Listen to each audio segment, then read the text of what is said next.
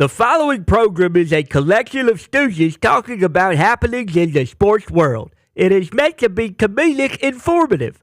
The opinions expressed on this show do not necessarily reflect the beliefs of their peers, their boss, or ESPN. There may be some cuss words because that's how humans in the real world talk. If you are young, please seek permission before watching any further. Hey, Why? let's go. This show stinks, and the fact that you listen, we are very, very thankful for. McAfee on the line with a gorgeous assist. The all-time leading tackler for the Green Bay Packers. You pink. Damn it! Your friend tell a friend something nice could change their life.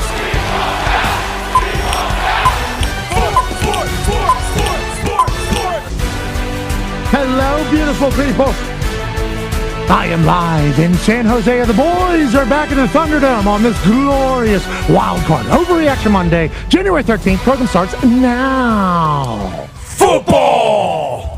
It is wonderful. I'm live from the Shark Tank over here, AJ Hawk, and they're obviously piecing together the arena for an electrifying Monday Night Raw that is right around the corner, live on Netflix this evening at 8 p.m. Eastern. But also tonight, the Minnesota Vikings will do battle with the Los Angeles Rams in Arizona. Vikings as a 2.5-point favorite. They will be wrapping up this wonderful wild card weekend in a huge way as Sam Darnold, who has reignited his entire football career with the Minnesota Vikings this year, getting paid only $10 million in base salary, will battle the old grizzled veteran Matthew Stafford, who has had like 4 or 5 different conversations about whether or not he was going to retire. He had a broken frickin' neck. He had won the Super Bowl. He has all the money in the world, staring down another concussion that could potentially pain him for the rest of his life, with a litany of children and a wife that loves him. Does he want to continue to play? Oh, hell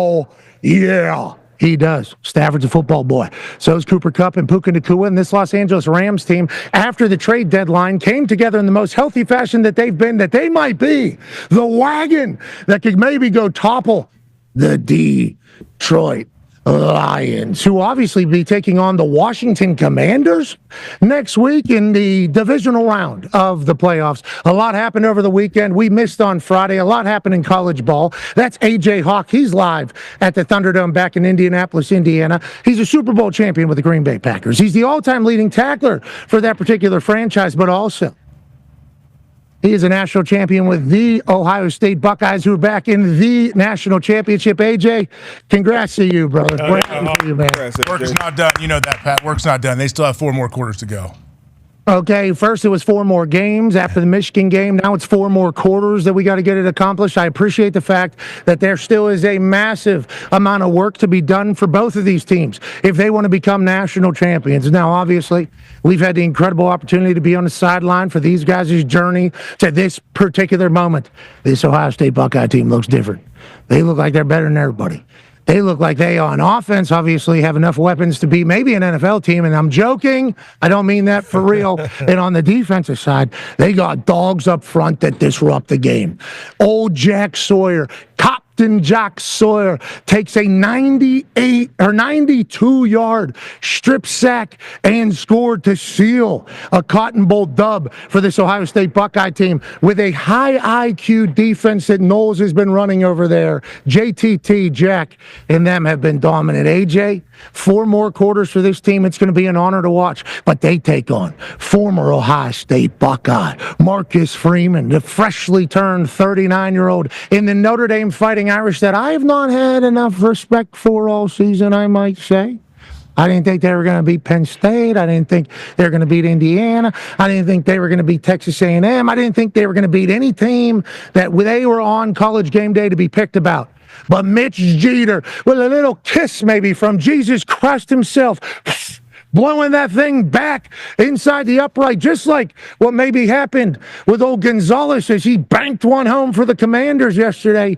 Jesus helps Mitch Jeter and this Fighting Irish team get to the national championship. AJ, I know you said it's 4 more quarters of work to do, but you got to feel good taking on this Notre Dame team if you're Ohio State. And if you're Notre Dame, you're right where you want to be. Nobody thinks you can win yet again. Yeah, I mean, for Ohio State, obviously, we were talking on the plane ride home after these games Thursday and Friday. Like, what a gauntlet you have to go through if you want to find a way to win the national championship game. You got to go win 4 tough games against unbelievable opponents. But I mean, this is like you said, this is why you lift all them weights. This is why you do all that stuff you don't want to do to get into this position. And man, Ohio State and Notre Dame, I think this matchup is beautiful. It's like there's so many different people that have ties to this game, to both these great universities, and I can't wait to be there, man. It's going to be amazing. 9-year NFL vet is joining you over there in the Thunderdome. He's been on the sideline alongside us. What a massively magical couple moments that we've got to have. Darius J. Butler, ladies and gentlemen. D-Butch, they're testing the spotlights and such for the big show tonight. So if you see me turn and do one of these numbers, that's because there's like a spaceship type light going a beam going right into my face tonight. Is going to be electrifying.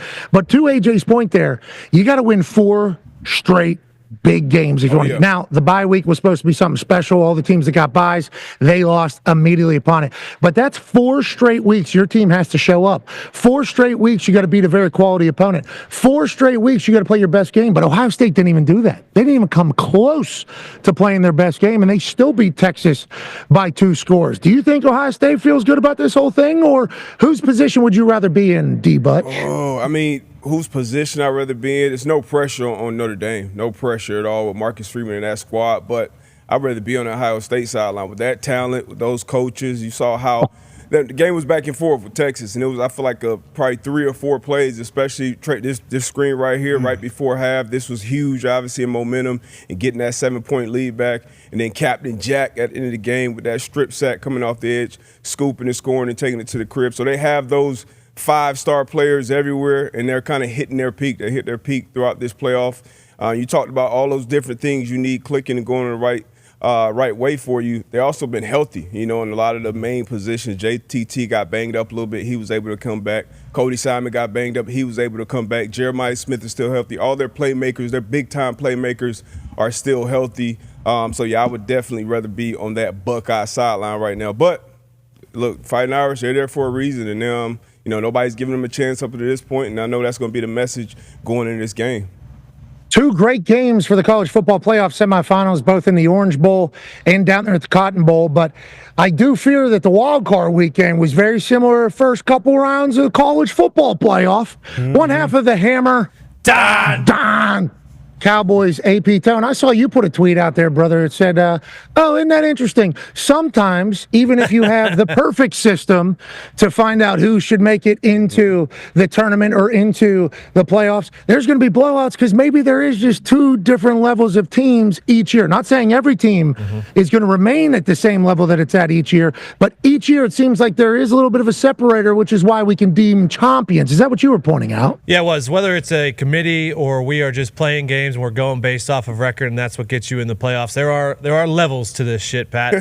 The first round of the CFP, 19 points per game was the winning margin. Through the first 3 games after I put that tweet out yesterday of Super Wildcard weekend, the winning margin there was also 19 points per game. It finished at 14.6 points per game for the Super Wildcard weekend, thanks to the game last night that was finally a close one between the Commanders and Bucks. But no, there are definitely levels to this shit. You have to be good to really good to get in the playoffs.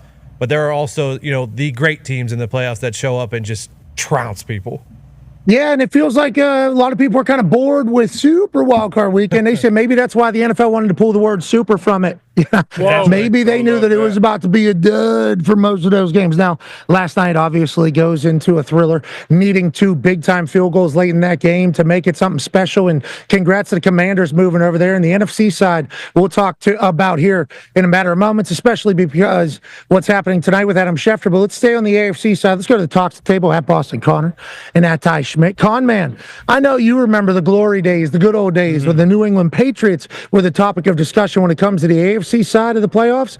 But now that we look ahead to the divisional round, same 4 teams from the AFC are being represented. And obviously, the Texans over the Chargers was a surprise by a lot of us because how the Texans ended the season. Oh, yeah. They beat the hell out of the Titans. But what the Texans defense just did to Herbert, 4 interceptions for Justin Herbert, who we have fallen in love with and we are a massive fan of. And I think Harbaugh's about a year or two out, putting that culture in. Great head start in year one over there. But Texans get a massive win. Ravens look awesome. Buffalo Bills look awesome. Conman, my question is, the Chiefs are coming off a bye. We'll be talking to Travis Kelce, I think.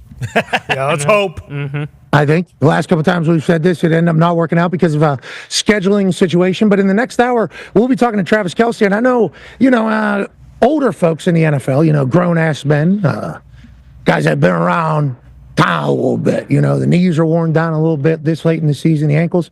The bye weeks killed the teams in the college football playoff. Are we worried about the Chiefs having a bye week there, or do we feel like the Final Four are going to be playing their absolute best ball this upcoming weekend? Yeah, I think best ball for sure. I think with the NFL, especially with the Chiefs, who have done this song and dance with the bye and having that time off, getting kind of fresh almost. Andy Reid goes back into his bag, bruh, and maybe draws up a few different plays, especially after watching that Chargers-Texans game. I mean, the Texans, they showed it earlier today. Last time they played the Chiefs in the divisional round, it was 24-0 Texans.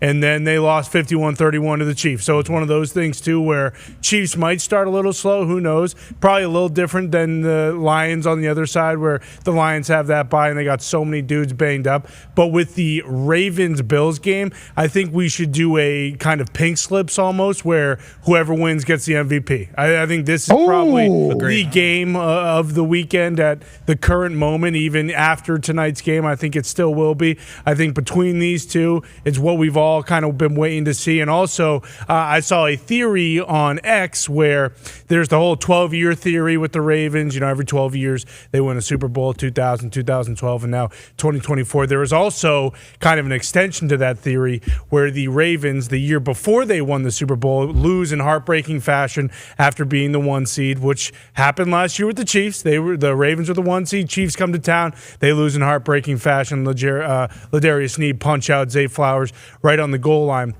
Then, in the year after that would happen, the Ravens have to go on the road and win 2 games to then go on and win the Super Bowl. So the stars might be aligning for the Ravens, but I do believe that this should be an MVP game. If Josh Allen wins, he can get the trophy at midfield right after, and if the Ravens win, Lamar can get the trophy at midfield right after and in front of all of Buffalo.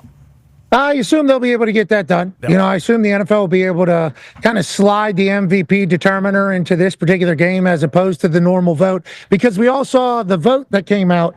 Lamar Jackson, first team All-Pro quarterback, I think for like the last, 100 years or something like that, since a running back has won it or any other position has won it. Any quarterback that has been the first team All-Pro or AP quarterback, has also won the MVP. Is that the right stat that I was reading, Tone? Yeah, you are correct. For the last billion years, yes.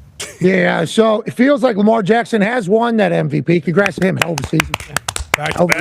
When do we find out who Tone voted for? That's a good question. Muted. Oh, I think Pat got muted over there. Pat, I don't know if you can hear yourself or not. I believe you got muted. Oh, we can't hear you. Oh, yeah, we cannot hear you. We cannot what if we were messing with him? What if we were doing what we do to guests sometimes? That'd be screwed up. That would be.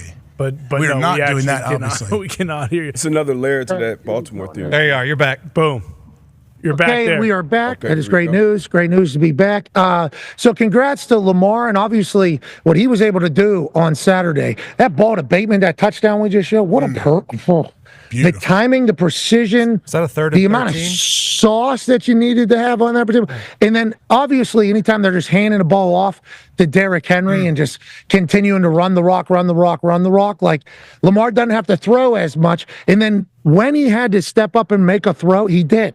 And it was like, not just he did, there were tough throws, perfect throws. He was running all over the place. I think they had TJ Watt crashing on running back for every single RPO, as opposed to maybe what they had done in the past. I don't remember Lamar having that much free access all the time on an RPO, but that was fun to watch. It was old school Lamar. So Lamar showcased everything that he is and everything that he has become as a quarterback. Obviously, the conversation with Deion Sanders after he gets draft number 32 to the Baltimore Ravens was one that was awesome. Like, this dude's driven. They can get all I got. They're going to get a Super Bowl out of me, was exactly what Lamar Jackson said every single day. He comes into the NFL behind Joe Flacco, then he takes over. The Baltimore Ravens invest in the Lamar Jackson style. What was the Lamar Jackson style? Well, he's going to run a lot. Because when he has the ball in his hands, he's different. We all remember the highlights, the jumping spin moves on people in the middle of nowhere. I think it was against Cincinnati. Then he's got some down the sideline. Then he's pulling away against people. And then every single year he went to work in the offseason. Not only shaking and baking jet skis on beaches, but also throwing the ball all over the yard. What his arm has become in the moments that they've become him is special. I mean, he's making the right decisions. His team is loaded. Mark Andrews, who is a friend of the program, is a monster. Likely is an absolute beast. Derrick Henry goes bananas. They got a team in Baltimore. And then when they take on this Buffalo Bills squad, ooh, get off me there, Likely said, by the way. Nice. Get off of me. Derrick Henry, to his former teammate, did he play with Minka at Alabama? I believe so. I think so, yeah. Yep. Oh, that was first drive, wasn't it? That was first drive. Tough. He went hand to throat to him. I mean, that was the Baltimore Ravens they pummeled the Pittsburgh Steelers. Mm-hmm. They just met Pittsburgh on a street, maybe down there in the South Side, and just punched them right in the mouth. And then when the Steelers stood back up, they punched him in the mouth again. And then when they stood back up, they punched him in the mouth again. They just physically beat the shit out of the Pittsburgh Steelers. Tone Diggs, Minka Fitzpatrick obviously getting tossed there by Derrick Henry. I saw Bill Cowher say, it wasn't that they lost. It was how they lost, is what Bill Cowher said. And then I saw Billy Bones, and his reactions on the internet. And I think they echo a lot of Pittsburgh. Was it because it was Baltimore that just manhandled you that was the problem? Or is it that it was any team that just manhandled you guys in the playoffs and you lose yet again in the postseason that is drawing this massive reaction of they're embarrassed by this Pittsburgh Steelers team? Yep. They want change with this Pittsburgh Steelers team. And obviously we keep doing the Tomlin thing. This ain't working for where we want to go. No, it was embarrassing is a light word. I don't know if embarrassing is strong enough. And you said everything perfectly, except for the only thing I'll disagree with you about is you said they kept getting back up. Nope. They the first time they got knocked down, they never get back up. Oh, they fought. What? They fought. No, there was it didn't seem to be much fight, especially on the defensive side. There's no fight. There's no fight. Just look at the effort at some of the players here. I mean, that put me over the edge. Right. That play right there. I mean, 2nd and 20. That's not the offense. That's not the Pittsburgh Steelers offense there. That's the defense. No. Cam Hayward just got, No, that is the look at all. Everyone's jogging. No one's coming in hard. We talk about rallying to tackle. And Cam Hayward. Yeah, this was saw that. Yeah.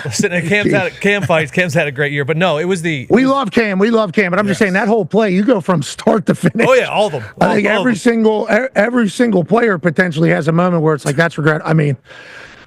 Cam doesn't deserve that there, but yeah, normally you'd see this from like an offense not want to jump on a fumble or something where kind of stand around, let it happen.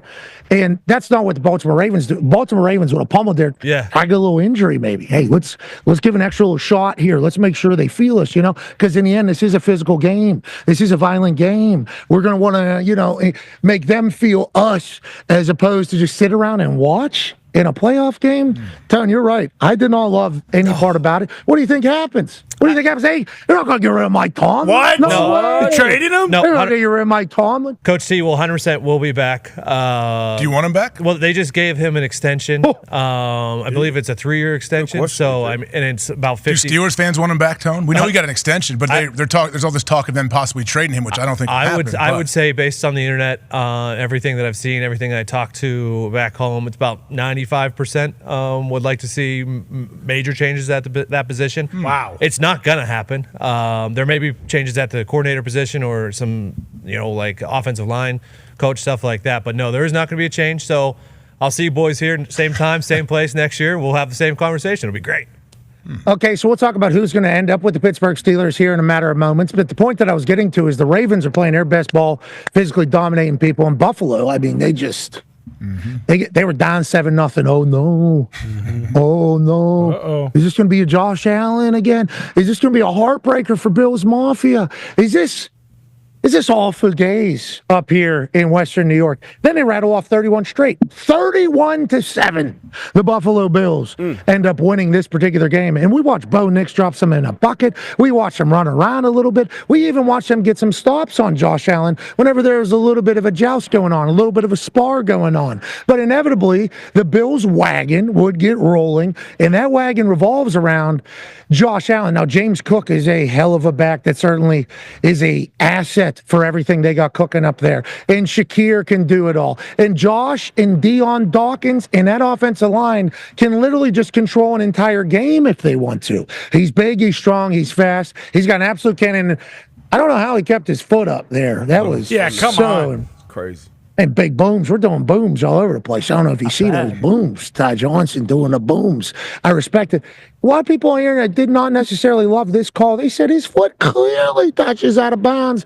And we're just going to say that he secures the catch within, an eighth of a second of touching it? Gene Steratore came out and said, I am saying that. And then he doubled down and he tweeted it. So I will go off of what Gene Steratore said. But if they didn't score here, we assume they would have scored in another fashion. It's like this Buffalo Bills team is playing their best ball as well. AJ, Bills-Ravens. I mean, this is dream matchup this year, especially with how the storyline has gone for the last 2 months about the MVP. Both playing their best football. Yeah, they're both playing their best football. I think it was good for the Bills to get down 7-0. Obviously, it's not like a huge hole to dig yourself out of, but I think it's good. You're at home. All of a sudden, people might freak out a little bit. This team shows that, hey, we can handle it. We'll find a way, like you said, to get 31 unanswered points. But Josh Allen's just different. Like he seems like he is super duper confident. And to think of Josh Allen and Lamar playing this early in the playoffs almost feels like, hey, we need this one game later. Let's go AFC Championship. I would love to see that to get to the Super Bowl. But the fact that these two studs are going to face off here shortly, I'm juiced. I can't wait. I don't know who's going to win. I know we'll make picks eventually later. But this game right here, this is the one you got to circle, I think. Is this a special one that we might get to see?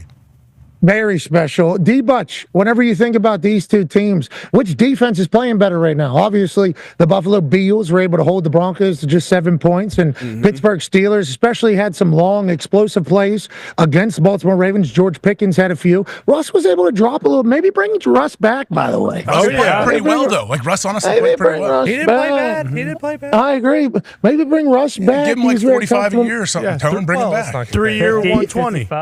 Yeah, I think so. Maybe even $60 million 1 year. Go all in. But nonetheless, You look around. how do you feel about the defenses there? How do you feel about defenses, D-Butch? Both defenses are playing well. Milano being back and being healthy for Buffalo Bills is big time. Vaughn is healthy as well. But that Ravens defense, man, when they're clicking, when they're humming, when they're applying pressure, they're great against the run. They have big time playmakers on the back end as well.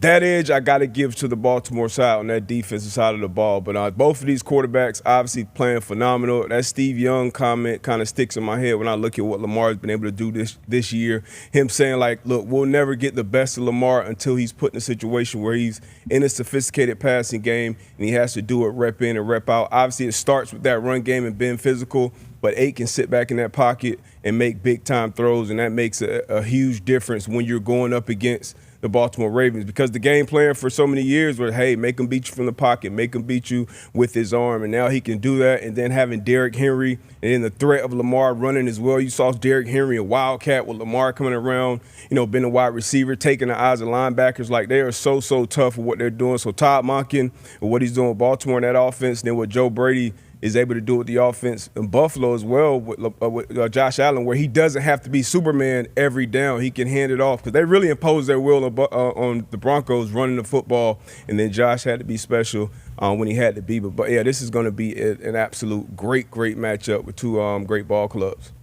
Joe Brady and Monken are both in their bags, bruh. Okay. I mean, I think that is very evident, and that's why they have made it to the divisional round. Now, congrats to the Commanders getting a massive win. Congrats to the Texans getting a huge win. We cannot wait to watch this evening as the Vikings and Rams play in Arizona. Joining us now is a man who might have more information on everything. Senior NFL insider for ESPN, Michigan man. Ladies and gentlemen, Adam Schefter. Yeah, Schefter. Gentlemen, what's going on?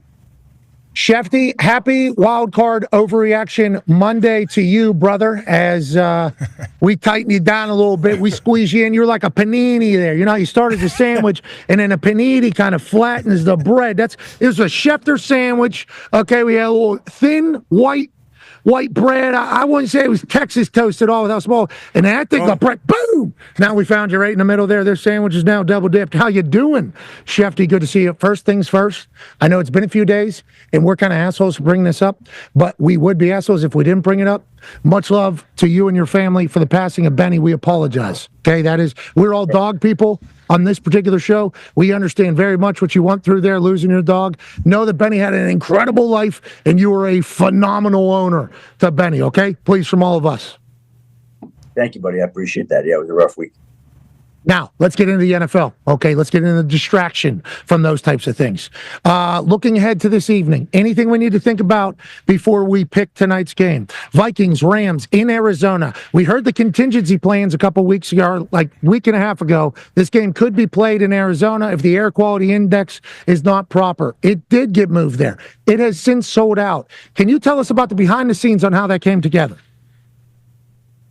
Well, look, I think everybody recognized the tragedy unfolding in California and Los Angeles and people losing homes, the devastation everywhere. It's hard to imagine that you'd even contemplate playing a football game there at that time. And they made the decision officially Thursday, early evening on the East Coast, late afternoon on the West Coast to move the game to Arizona.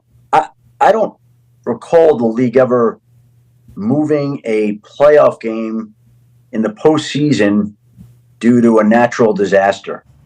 I think this is unprecedented as best as I can tell. And so the Rams, obviously 24 hours later, had over 400 people on buses and planes to Arizona, their organization uprooted there. And they've spent the last few days here. And the way it's been described to me for them is it's been like a Super Bowl week because you're in another city, you're getting ready. It's a strange feeling, but really, I think the Rams are a microcosm of that city and representation of the city. Everybody, many people in Los Angeles are going through it. The Rams themselves are going through it. There are people in the organization that lost homes. And obviously, this is a distraction, this trip, this game. And then they'll go back to the reality of it all in Los Angeles. And you just hope that everybody there is okay. Obviously, the images, the pictures, everything that's going on there is unimaginable.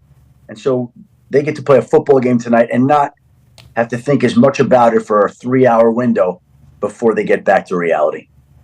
Yeah, and obviously our positive thoughts and prayers, we said it last week, and we know it's not enough, but we are watching along with everything you're going through over there in California, down south of where I am right now. So sorry. Massive shout out to the Cardinals equipment managers, everybody in that particular building for making the magic happen. And our source says inside the Rams have said, obviously, it's been a very difficult week for our families out here.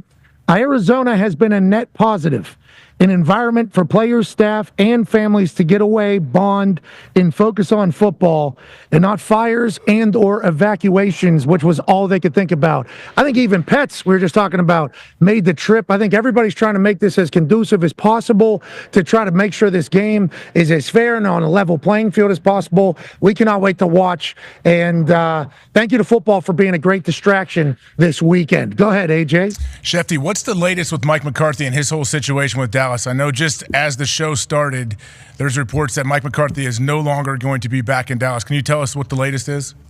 Yeah, the two sides officially are parting ways. They met over the course of the last week and basically had discussions about football. No business discussions.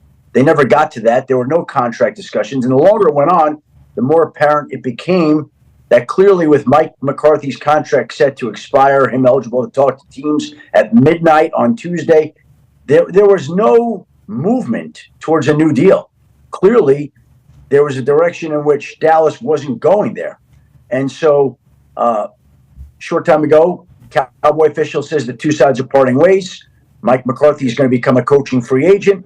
The Bears and Saints are expected to have interest in him and to talk to him. The Cowboys are now going to be in the market for a new head coach. So obviously a seismic shift in the NFL landscape. That, by the way, Pat, would be the seventh team. What did we talk about all season long? You feel real good about it. Obviously, you said these guys all have families and everything, so it's sad and devastating, but it's going to be 7. Quarterback spots are going to be up, and 7 probably coaching positions that are going to be open. Okay, so Mike McCarthy is now headed into not the firings, but not getting another contract with the Dallas Cowboys. If we've kind of been hanging in limbo, the Patriots have already given out their head coaching job to Mike Vrabel, which I know Connor will want to ask you about here in a moment. Yeah. But does Mike McCarthy say to Jerry Jones, hey, go fuck yourself for making me wait through an entire hiring cycle already, seemingly, for coaches that have already had interviews and chit-chats and everything like that with Mike McCarthy, if he wants to coach again, would have been a part of, we assume, in some of those places? Or is this standard operating procedure and Mike McCarthy understands the business? I think Mike McCarthy understands the business. He's going to get to Chicago a few days later than expected. It's not like the Bears have hired somebody. Ideally, you would have liked to have talked to him. What if they had, though? Like, what if Patriots already hired their coach? Chicago already hired their coach. The Jets, we know they interviewed 150 people. Shout out to the 33rd team putting that list together. Hey, this person's been around football before, potentially could coach. You should interview him. Let's do 70 interviews. What if they hire somebody already? Like, is this common, how this whole thing worked out, how there was an exclusive negotiating window for a week after his contract already ended? Like, is this normal? And maybe we just never see it because coaches never make it to the finality of their contracts? It's a little unusual. You haven't seen too many situations like that. I don't know if it's ever occurred before. Certainly not in recent memory. It is unique. And this is kind of the way that it's worked out. I don't think it's going to hurt either side. And, the whole thing with Dallas all along was this, the way I was thinking it. Okay, clearly they're not moving forward with a deal for Mike McCarthy. So what are they doing? It wasn't ever going to get to the point, in my mind, where all of a sudden Tuesday was going to come, and all of a sudden Jerry Jones is going to say, okay, we're not doing a deal with Mike McCarthy. What am I doing? Like, again, my question. Yeah, he missed Vrabes. He missed out on Vrabes, which could have been a possible perfect coach for them down there. He's already got it. This seems like more Jerry Jones stuff, which is like, I'm going to do it my way, okay? And I'm going to do this how I do it and how I want to do it. And it's like, well, Jerry, it might have worked back in the day. Now things are moving. Vrabes may be perfect Dallas Cowboys coach. No. I mean, I don't know if that's the way they want to go. But you're right, Con Man, and Connor's going to ask about that. But it's like, I thought it from big Mike McCarthy, Yinzer Mike McCarthy standpoint, like you basically held me in purgatory for a week here when other jobs have already been given out that they want a coach like me at that place, culture builder, tough guy from Pittsburgh, that whole thing. A job's already been taken. I didn't even think about it from the Cowboys' perspective. Like, you don't even get a chance to talk to Vrabes. Vrabes is already gone because you didn't even. Wild. The Cowboys are so different, Shefty. Cowboys always operate such a different fashion. Again, I think Mike Vrabel, having his history with the organization that he did, I think probably that appealed to him, being in New England, even more so than Dallas. And I think probably people in Dallas know that, although I think Dallas might have been an option for him if he were a coaching free agent still out there, but he's not. So he's a Patriot head coach, and there's one fewer option, one fewer coach for the Dallas Cowboys to think about. And so now we can start wondering about all the names who could be in line to be the next head coach of the Dallas Cowboys. Who? Who's the top some we should think about? List? Yeah, who's the top of their wish list? You know what? I do not know that factually. I really don't, because clearly Tomlin, huh? They're thinking about trading for Mike Tomlin. Oh, wow. Belichick? I don't see the Steelers trading Mike Tomlin. I just don't see it. I don't see it. Now, again, things can always change, but I don't see them being interested in trading Mike Tomlin, no matter who calls them and who checks in to see whether or not he's available. Okay. Well, that's just Jerry Jones doing hiring here, right? Not Steven or anybody? Well, it's Jerry's organization, and obviously Steven assists him, and we'll see what they decide to do. But this is going to be a fascinating hire because now also, by the way, you missed out on the window to talk to some of these coaches like Ben Johnson and Aaron Glenn. If you want to talk to them, you can't do that now. I'm so confused by it all, but hey, that's Cowboys, isn't it? And the thing about the Cowboys is the way they're run is because they want to work with their family. You know, when they're laying down on their deathbed, they're not wishing to see a couple more sons come up. They're thinking I did the right way with my family. You should be listening to this too over here, Slappy. All right. I'll see you guys later. Jerry Jones needs to get into acting full-time and let his family maybe run his team.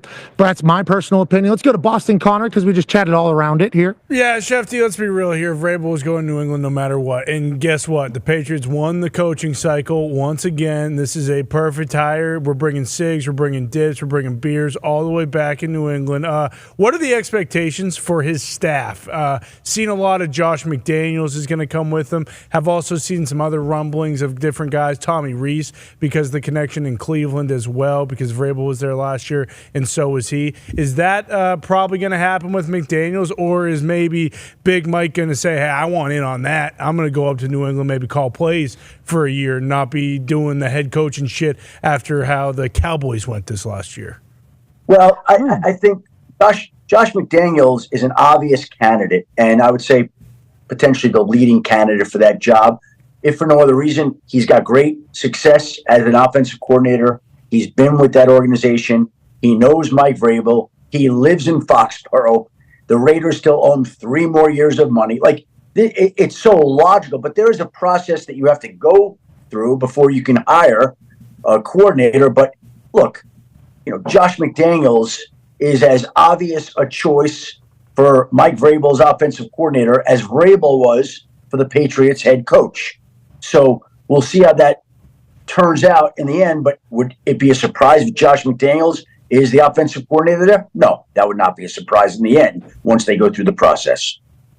Putting the band back together potentially up there in New England. I know Boston Connor and all the rest of the Revolution region are going to be excited, especially with Drake May being as great, seemingly, as he looked his rookie year. Congrats to the Braves. Proud of you, bud. Hell After yeah, you're Braves. back in the NFL as a head coach. And it's going to be good to see him have to put a half a tin in his mouth to go coach the Patriots up there in Foxborough. Going to bring back the mystique. He needs to do the half spat right there. He wouldn't do the full spat because of a shoe deal. This guy knows business, has known business for a long time. Love everything he's about. Offensive player, defensive player, head coach, position coach. Vrabel's been there, done that. As an Ohio guy, done good. Can't wait to see what the Patriots become yet again. And, everybody in Indianapolis and Pittsburgh, no fly zone, Vrabel says there. Everybody in Indianapolis and Pittsburgh and Baltimore and the cities that had rivalries against the New England Patriots. I'm not saying the Patriots felt like they were rivalries the other directions, all these cities, but all these cities that hated the New England Patriots for all those years are like, great. Now they're back. I think that's just the common belief, is that Vrabel's going to lead them right back to the promised land, AJ. Oh, no question. I wonder how Shefty thinks with this whole Mike McCarthy situation, though. Shefty, I want to get back to it real quickly. This Bears job, do you think he's the leading candidate for that Bears job? I think Mike McCarthy is going to be a strong candidate in Chicago and New Orleans, both. And that has implications on other teams as well, because to me, Aaron Glenn and Ben Johnson are getting jobs in this particular cycle. Both of them are going to be head coaches if that's what they ultimately decide to do in the end. And Aaron Glenn is in play in a number of places, but most notably New Orleans and the Jets. So if all of a sudden the Saints are in on Mike McCarthy, and if he gets that job, then Aaron Glenn and the Jets would become a logical match down the line. Ben Johnson's going to get a job here, whether that's in Jacksonville or Chicago or the Raiders, but he's going to get a job too. So we'll see how that one works out. Mike McCarthy now gets put into this mix, and he'll be in play in Chicago and New Orleans. So again, you're going through all this and waiting to see how it turns out, but that's how some of this is shaping up at this point. But again, back to the Cowboys. I said to you, Aaron Glenn, Ben Johnson, they're getting jobs. If the Dallas Cowboys wanted to talk to them right now, they cannot talk to them until their season is over. They can't. You can't. You missed the window. They missed the window.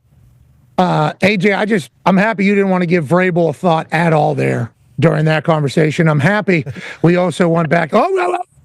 Happy you went back and clarified some things on the big Mike McCarthy, job search, because, boy, if you wouldn't have said that and then Schefter wouldn't have hammered home the Saints opportunity, can you think about Big Mike down there on Bourbon Street? That's really what I was thinking. He was on staff before, so he'd be coming back. Like, he was there before. Oh my God. What are those cakes down there that they eat? What are those French, beignets. Baby? Yep. Oh my. Big Mike McCarthy in New Orleans would be awesome. I just thought of that now. He'd be so hot. Oh my.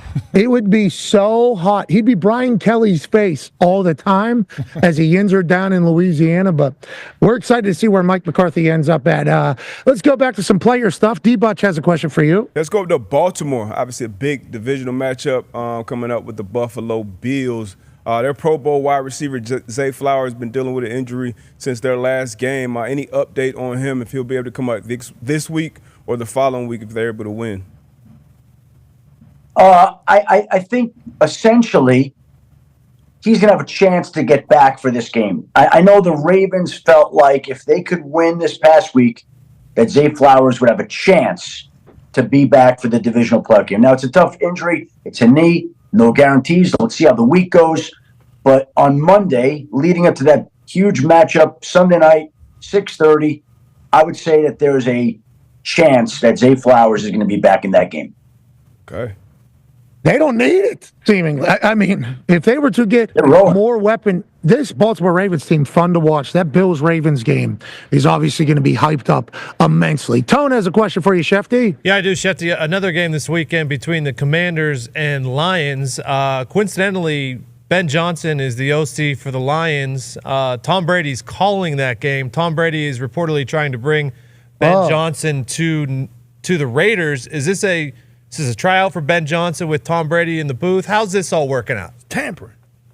Well, what I'd say to that, Tone, number one is I think that Tom Brady is professional enough that he's not going to look to violate or skirt any rules. And from Ben Johnson, he doesn't have to do.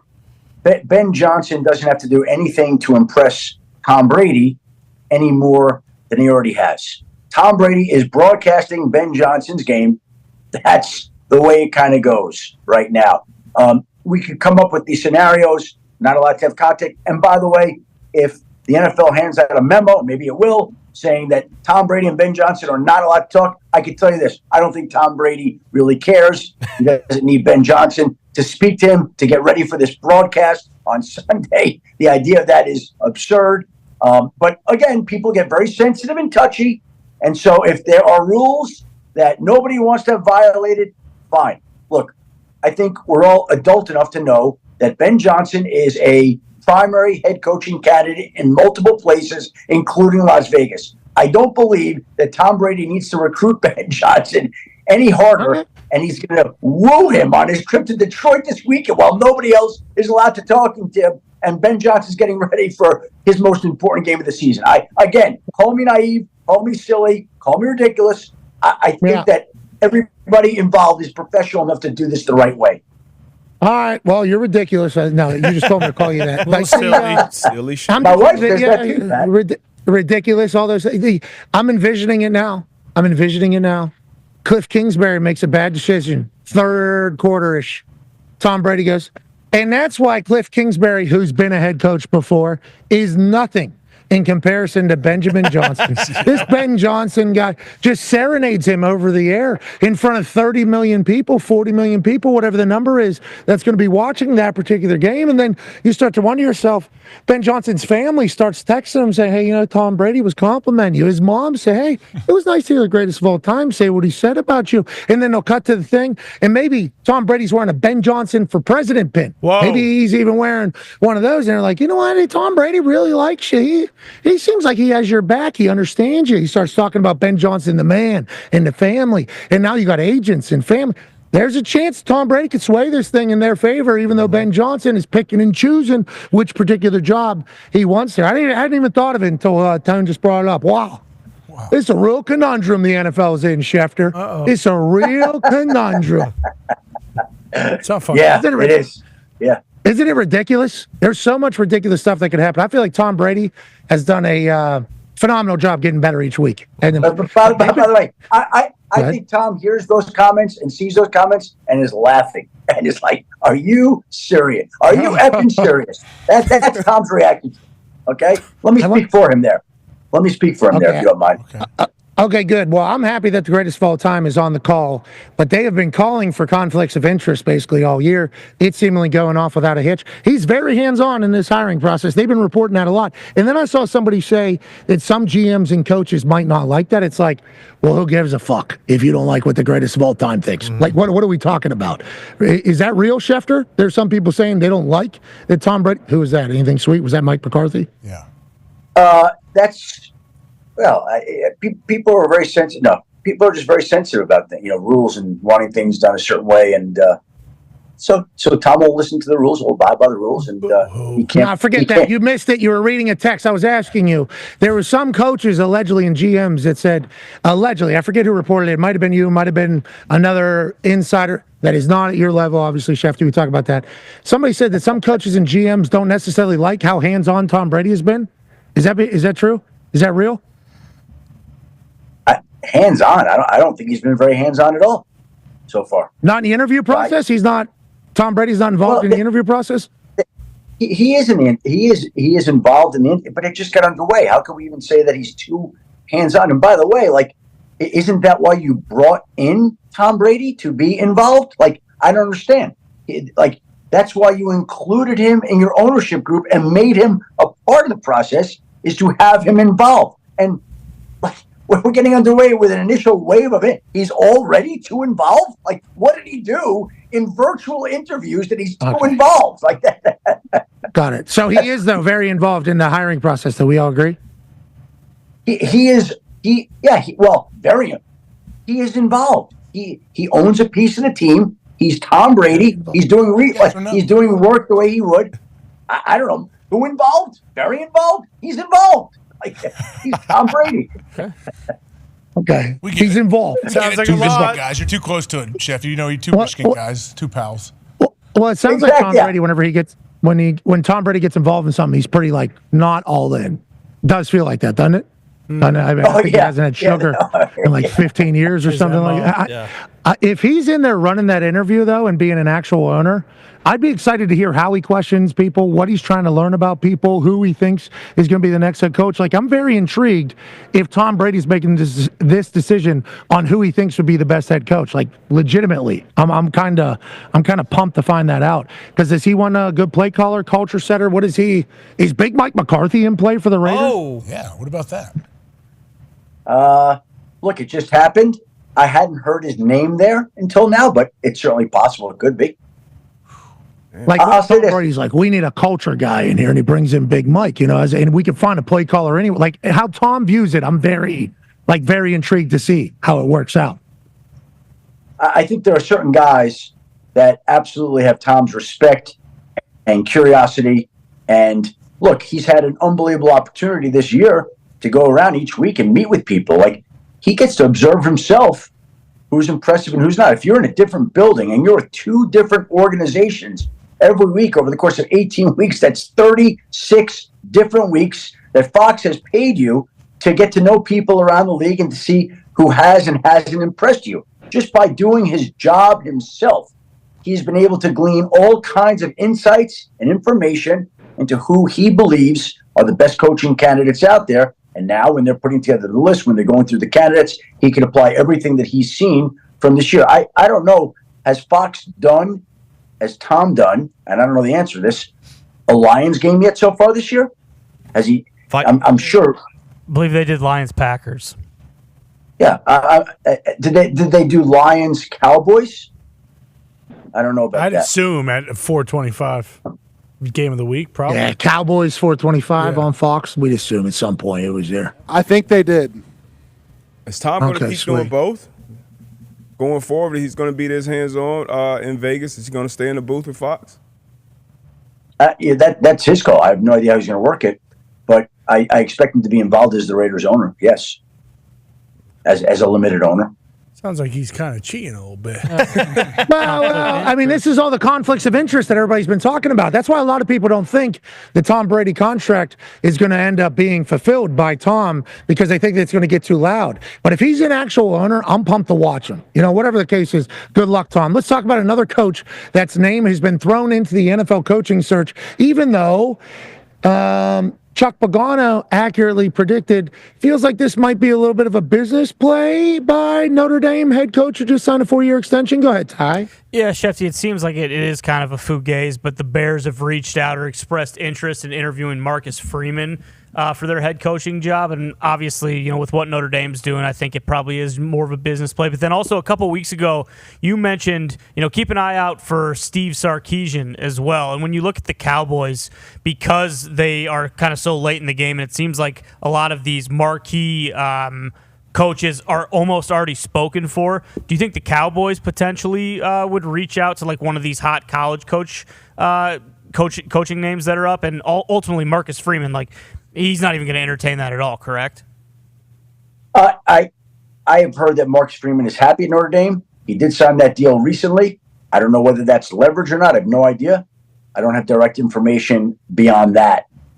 Steve Sarkisian is a name that has swirled around out there in NFL circles for weeks now. His season's over. They're a team. If there were a team that wanted to talk to him, they obviously could go do that. And we'll see whether or not he has interest in going back to the NFL. But that's a name that's been out there for a little while, that there would be NFL teams that would have some interest. So we'll see if that actually now happens. Okay, when's the first hiring? Who does the first hiring? New England today, Mike Vrabel. Boom!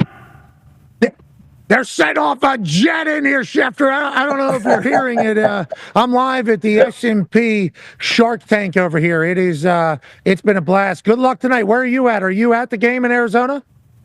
Yeah, I am in Arizona right now. I am literally going over to the stadium as we speak. As soon as I hang up with you, I only have 26 missed texts and calls here, so we'll be on the phone here and getting ready for tonight's broadcast. Vikings at Rams in Glendale, Arizona. 26 missed calls. Is that producer? Is that like Mike McCarthy's camp? Is that the Cowboys camp? Who would that be on this particular Overreaction Monday? That's Zito, Ty, Tone, Connor. Everybody wants to know, about their own football teams. A lot of angry fans, pissed off Steeler fans. Oh, nice. A lot of those. Wake up. What's going on there? What ends up inevitably happening there? Pittsburgh. My guess would be, look, they're pretty easy to predict. They're a pretty stable place. So I think if you bet on things not changing all that much, you're probably going to be right. And obviously they're going to have to make some changes. They've got 2 quarterbacks who are free agents, and we'll see how that works out. All right. We appreciate the hell out of you, ladies and gentlemen. Senior NFL insider from ESPN who missed 27 text messages. Now we would assume because he talked about the Steelers again, Adam Schefter. Yeah. It's fucking wild in here. What are they doing? They got pyro going on? Lights are going. Yeah, Shark Tank. I don't know. The Shark Tank is obviously the home of San Jose Sharks. It's a beautiful arena here, but they're testing everything as we speak. And, I think last week at the Intuit Dome, there was like a day off of production beforehand, and the Intuit Dome is like so damn great. Like the Intuit Dome, brand new, a lot of space. So I think right now is the exact time where everything has to get tested. So going forward, we're going to have to readjust. That is kind of what life is. Did you see the piece on Josh Allen on NFL Network, Game Day Morning maybe? It was about, he's from Fireball, California. Baugh there, not Fireball, Firebaugh, California, I think, in farm. He comes from a farm and farming country and everything. I guess his high school coach, who was also wrestling coach, basically had this mantra, APO, which is adjust, persevere, and overcome. And that's kind of like his life mantra, APO, APO, APO. This was a good piece on him. Talking about his work ethic, talking about how he comes from this tiny town, but he played every single sport. I guess he wasn't like, he was bigger and more athletic than everybody, but in high school, I mean, maybe as a sophomore, wasn't playing like the tough guy he was. So the coach, who was also a wrestling coach, took him into the wrestling room, and basically they just played kill the man with the ball. Love that. And Josh always had the ball. Like that is, and they told this story on NFL Network. They're like, basically, we took him into the mat room, and just told him he wasn't allowed to lose the ball. And then we threw everybody at him. It's kind of how I took it. I don't know how they actually worded it, but then ever since then, it's like he takes a lot of pride in his toughness, is what his coach said, and everything. Josh Allen's special talent, man. We're watching a legend here. And the way he handles himself and the moxie he has with his teammates and the shit that he talks and the way they fly around in the city of Buffalo, it's like a perfect match. And then that Lamar Jackson and Baltimore marriage, what a beautiful one. I mean, what a beautiful one. That city, obviously, we see the videos coming out of training camp when the entire youth of Baltimore is at training camp, and he's running down the line and slapping their hands. And the way he's going to work for them every single year, it's like two perfect quarterbacks drafted to perfect places that have gotten behind them in such a way that have led both of their teams to a position of, hey, let's go win the big one. And everybody obviously talks about Patrick Mahomes and Josh Allen having a rivalry strictly because they've met a couple times deep in the playoffs, and obviously Patrick Mahomes is one. And Joe Burrow is another guy who's going to have rivalries on the AFC side. It's like Josh Allen and Lamar Jackson have become the rivalry that it is in the highly anticipated fight this upcoming weekend, because we're both like, all of us are thinking, which one of these guys is going to be the next one? Mm-hmm. Which one of these guys is going to finally get over the hump? And I'm eager to watch it. You know, it took a long time for a lot of guys to win their first Super Bowl.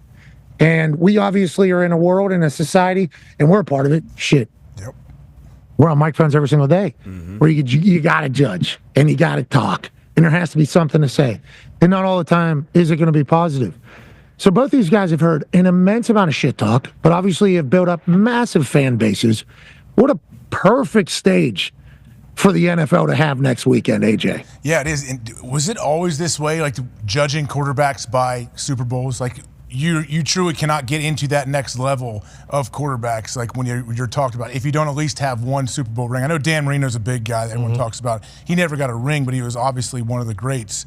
I mean, now you kind of have to have at least one, don't you, if you're a quarterback, Ty? Yeah, without a doubt. I mean, that's the Rodgers thing. We talk about him being a Mount Rushmore guy, like arguably one of the 2 or 3 most talented quarterbacks of all time, but he only won one Super Bowl. And you look at the Packers, and it's like, man, if he would have won 3 or 4 or whatever, then you're putting him right below Brady. And now it's kind of up for discussion because he only won one. Lamar and Josh. Yeah, what do you think, Pat? Lamar and Josh, are people not going to continue, like, I guess, put them in that top tier, even though Lamar already has two MVPs, maybe a third coming up? Are they going to talk about them differently until each of those guys gets a ring? Yeah, definitely. I mean, that's just how it is. That's just literally the conversation, because they always got to hold something against you. You know, well, he's the most valuable player like 3 times. Oh, okay, does that matter? It's a team sport. It's team sport. They win a Super Bowl or not. Then if you win a bunch of Super Bowls, they didn't win any MVPs. This guy stinks. Yeah. This guy. His defense. He just relied on his defense, his run game. Like, no matter what. He's product of the system. He's product of the system. Brock Purdy. This guy stinks. What are you talking about? His team. What? Yeah, stinks. So there's always going to be something to bitch about for these two guys. I'm happy we get a chance to bitch about how damn great they are on the opposite side.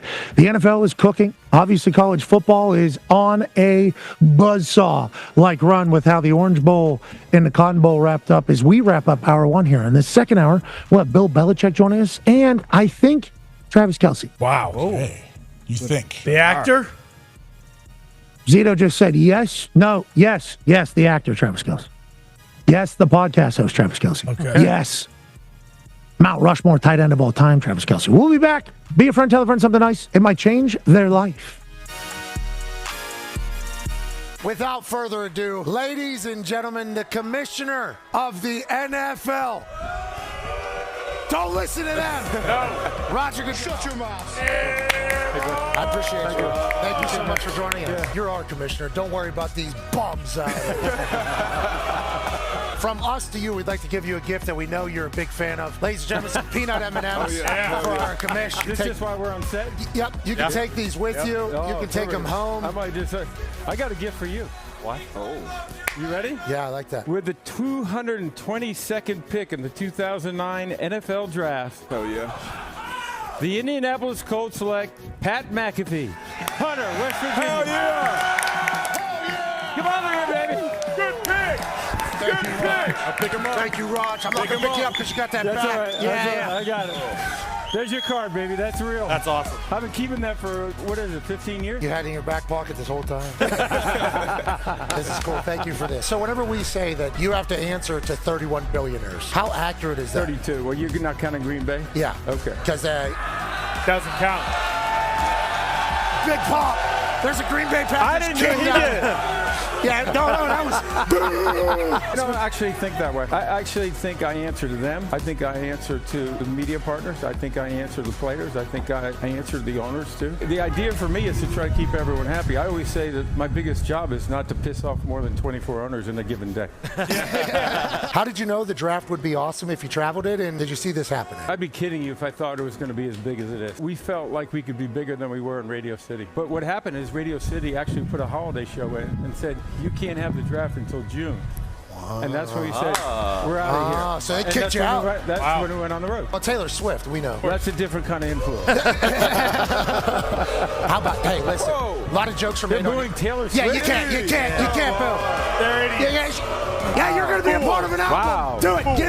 Get a little louder. She is going to cook you. A lot of the internet was saying Roger Goodell is sitting at home through the moon about this. Well, they thought it was part of the script. Yes, then he went on to it. There it no. is. Is there a thought of adding another one, maybe adding another bye week, or are we good at 17 right now? Well, I think we're good at 17 now, but listen, we're looking at how we continue. I'm not a fan of the preseason.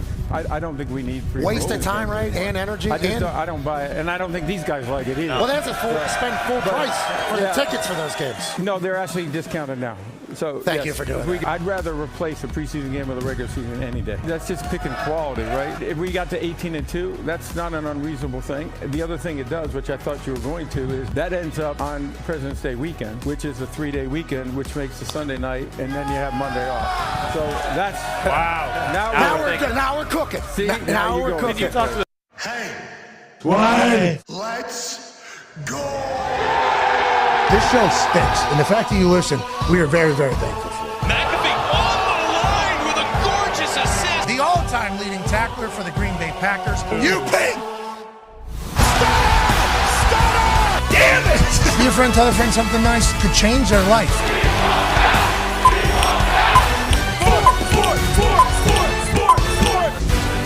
Hello, beautiful people. I am in San Jose, California. The boys are in the Thunderdome back in Indianapolis, Indiana. It's a Wildcard Overreaction Monday, and hour 2 starts now.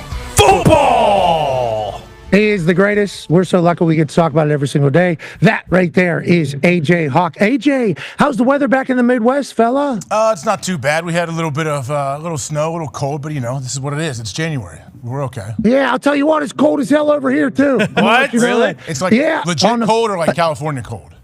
California cold, Miami cold. You know what I mean? Like those types of things. It was a little chilly in Miami. Chilly. Definitely chilly. Yeah, a little chilly down there in Miami, which is the home of a man who is a 9-year NFL vet and the founder of the All Everything DB team. Ladies and gentlemen, Darius J. Butler. D-Butch, member of the All Everything DB team, Derek Stingley won ham ski for the Houston Texans. How was the weekend for you, pal? Weekend was great football, and yes, Derek Stingley Jr. did do his thing. Now my guy on the other side, unfortunately, threw 4 interceptions, so it's been tough defending him this week. But this defense over there in Houston, led by Will Anderson Jr., led by Derek Stingley Jr., and then Lassiter even on the other side. Like, they did their thing, and this is kind of what I was talking about last week with his ball skills, never panicking, making great plays on the ball. But, yeah, I'm excited to watch this defense obviously go up against Patrick Mahomes, Travis Kelce, and the boys up there. Yeah, I am excited to chit-chat there with Travis Kelce. And if you go back to the beginning of this dynasty for the Chiefs, I believe it started with the Texans. Is that right? It kind of started with the Texans in the playoffs. Is that, or is it the Titans? That 2019 year, the 19-0. It was the Texans, right? Yeah, that was their first Super Bowl. I love that the Texans, who are representing the AFC South, which everybody knows, wagon, just wagon. Yep, that's choo choo. Choo-choo, motherfucker. That's the AFC South. Train's coming through. Don't get in the way, because the AFC South will have its day. Okay, that's great. Listen to what I say. Hey, Sway, come up. All these things. Texans are balling. And C.J. Stroud looked early, didn't look comfortable, but then the reminder was put out. Nico Collins exists, and he wasn't around all year. He went ham-ski con man. Yeah, Nico Collins is fantastic. And you thought, too, like my big thing was, hey, of course, the Texans did beat the Bills, but that was when they had Stephon Diggs, and that's when they had, Tank Dell healthy, who were both in the building, but obviously in street clothes. Nico Collins is unbelievable. Joe Mixon also went off. He is a freak of nature. And you think, aside from the Packers, really, those teams that added running backs, Mixon, the Ravens with Derrick Henry, and of course the Eagles with Saquon, like they are making a huge impact, as these playoffs have started so far. And the teams with those best running backs, you got to be careful, especially when you think about these guys going on the road. Like having Joe Mixon when they go to KC, that's going to be massive if they're able to run the ball still. Remember Joe Mixon and Stephon Diggs, whenever they came over to the Houston Texans, said, we have reservations and we're late. And they're talking about for a Super Bowl. That's what they were thinking. Azeez Al-Shaair is back. He punched a guy in the head. D-Butch, you see that? Yeah, I think he was going for the ball. Things move. Definitely going for the ball. Going for the ball. Definitely going for the ball. People that lost their mind about that one, like, come on. Push my hands. Dirty player. Well, how people anything. Yeah, anything Azeez does, they're going to be watching. Yeah, I do appreciate that he didn't dial back at all. He still threw that punch. Dog. You know what I mean? He still swung that bat. He didn't even... I'm playing me. This is how Azeez Al-Shaair plays football. And this is how this is going to go. Now, I don't know. We talked about the Pittsburgh Steelers a little bit. We certainly did. But let's go to one half of the Toxic Table at Ty Schmidt. Ty, the other devastating loss in the office was the Packers. Now, buddy, hey, pal, friend. Yeah. About a year away, right? Is that what we're thinking? Or is Jordan Love No, you know what? still the guy? He's thinking right now. You can see his brain working. No, Pat. I'll stick with AJ. I talked to him a little bit during the game, after the game, the whole thing, and I don't know if he's still feeling the way that he was feeling during that conversation, or if he slept on it here a little bit and feels differently. Ty, about a year or two out, we feel like we're going to be okay. Young team. Yeah, I think year or two out is still what I'll stick with. The thing that's so frustrating, or that what stinks so much, is for my entire life, anytime the Packers choke or get beat in the playoffs, it's when the offense is putting up, 38 points or whatever, but the defense gives up 45 or 41, and they finally fixed the defense. Someone tweeted out all the metrics this year of how much better they were year over year since they hired Jeff Hafley. So they finally fixed that, but then when they fix the defense, and then now it's the offense that can't score. I don't think anyone was too surprised. I mean, with how bad they were down the stretch, like it would have taken a miracle to beat the Eagles in Philadelphia. But just the way that game started, I mean, they fumble the opening kickoff. They were banged up, but that's no excuse. There are a couple key positions that they need to spend some money on this offseason, which isn't something the Packers typically do. But it just, Love made a lot of stupid decisions in terms of the interceptions he threw. It's kind of the same thing that we've been saying all year. Like, he doesn't know when it's okay to just throw a check down and get 6 yards, as opposed to on first down just feeling like, oh, I got to take a shot here. And every time he did that, he threw a pick. It just, I don't know. It was one of those things, and it was kind of like every time they played a good team this year. I mean, the score, it was 16-10 at one point. After that was a punt right there. Yeah, that was a punt. Exactly. That's another thing. 2 minutes left. Not exactly like, they're in a great spot, but you go down there and score, kick an onside kick. Who knows? But terrible pedigree. I mean, DeJean, you're supposed to be an exciting white. At least wait for the move. Not a good pedigree. But the thing about them being great interception, though. Great interception. They're incredibly. They're just super undisciplined. Same thing. A bunch of penalties, stupid turnovers. Obviously, in the playoffs, you can't lose the turnover battle 4-0 and expect to win. But that's the thing, is like they were they only lost by 12, and it was a one-possession game for a good majority of the third quarter there. So there's a lot of things they need to clean up. Obviously, Jordan Love needs to play much better, and in these big games, Matt LaFleur needs to figure out how to not get out-coached, because that was kind of the story this year too. They were 0-6 against the Lions, Eagles, and the Vikings. Those are teams that you're just going to have to beat if you want to win a Super Bowl, and they haven't really proved that they've been able to do that in this new era of the team thus far. Big deal. Got a couple wins against the Bears, though. That's good. They lost another one. Oh, yeah. I forgot about that. You lost at the end of the season. Yeah, I forgot about it. Anyways, Eagles, though, Jalen Hurts goes 13-21 for 131 yards with 2 tuds and then 36 rush yards to boot. Jalen Hurts, obviously, fresh out of the concussion protocol, hadn't played in a few weeks. D-Botch, what did you see from Jalen Hurts in this particular game that says, yay, Super Bowl, or nay, not sure if he's a guy that's going to be able to get it done? Saquon is going to have to be the house for that team. Yeah, I still think the Detroit Lions are the team to beat on that side, but they would be right there next to him, in my opinion. Jalen definitely a little rusty, hasn't played in a couple weeks. Looked a little rusty in the past game. I think Dahn put out some clips about maybe being more creative in the past game, helping getting these guys open. Now you got absolute dogs on the outside, but this play right here was a huge play, seeing cover zero, making the check, getting in Dallas Goedert's hand and letting him do his thing in the open field one-on-one. So he made the plays that needed to be made, and then you lean on that run game with Saquon. Jalen was scrambling when he needed to. Saquon did his thing, and then once again, Saquon just being the classy guy that he is, didn't take that all the way to the house. I know it probably killed some parlays at the end if he would have got all those yards and got that touchdown. But that was kind of the recipe, it seemed like, this game. To come in here, run the ball, control the ball, don't turn it over, and win this game. Green Bay, I think they wasted a great defensive effort, because with all the turnovers and things, they still had their team in a position to win this ball game with how good that defense played. So they got banged up a lot on offense too. I feel like receivers were going down probably every 5 plays, it seemed like. So in a critical situation, you're throwing the pass to Heath, who couldn't get 2 feet in and bounce to give yourself a chance. So it was tough all the way around for the Packers, but I think the Eagles are still primed to continue this run to the Super Bowl. I like this Eagles team. Saquon's so much fun to watch, and also we like promoting literacy around here. We have book club. Remember that Aaron Rodgers book club? Yeah, had a couple years back.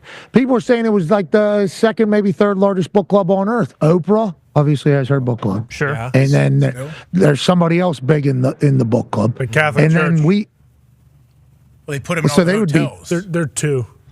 They'd be number 1 over Oprah's then, right? Probably. Sure? I don't know Oprah's reach. I never want to doubt it. The Mormons got books everywhere too. Reading Rainbow. Hold on now. Reading Rainbow was a show that showcased books. I don't know how their book club was. That was a good show. I appreciated that show. That show broke things down enough for me to understand what the hell was going on in books that we potentially had to read for class that I wasn't able to get to. A.J. Brown reading on the sideline was awesome. Then he comes out afterwards all the time. What are you talking about? I do it all the time. Inner peace, you ever felt it? I'm trying to find it. You ever been a part of a football game? Yeah, it's chaotic. There's some doubt every once in a while. So I go to page 147.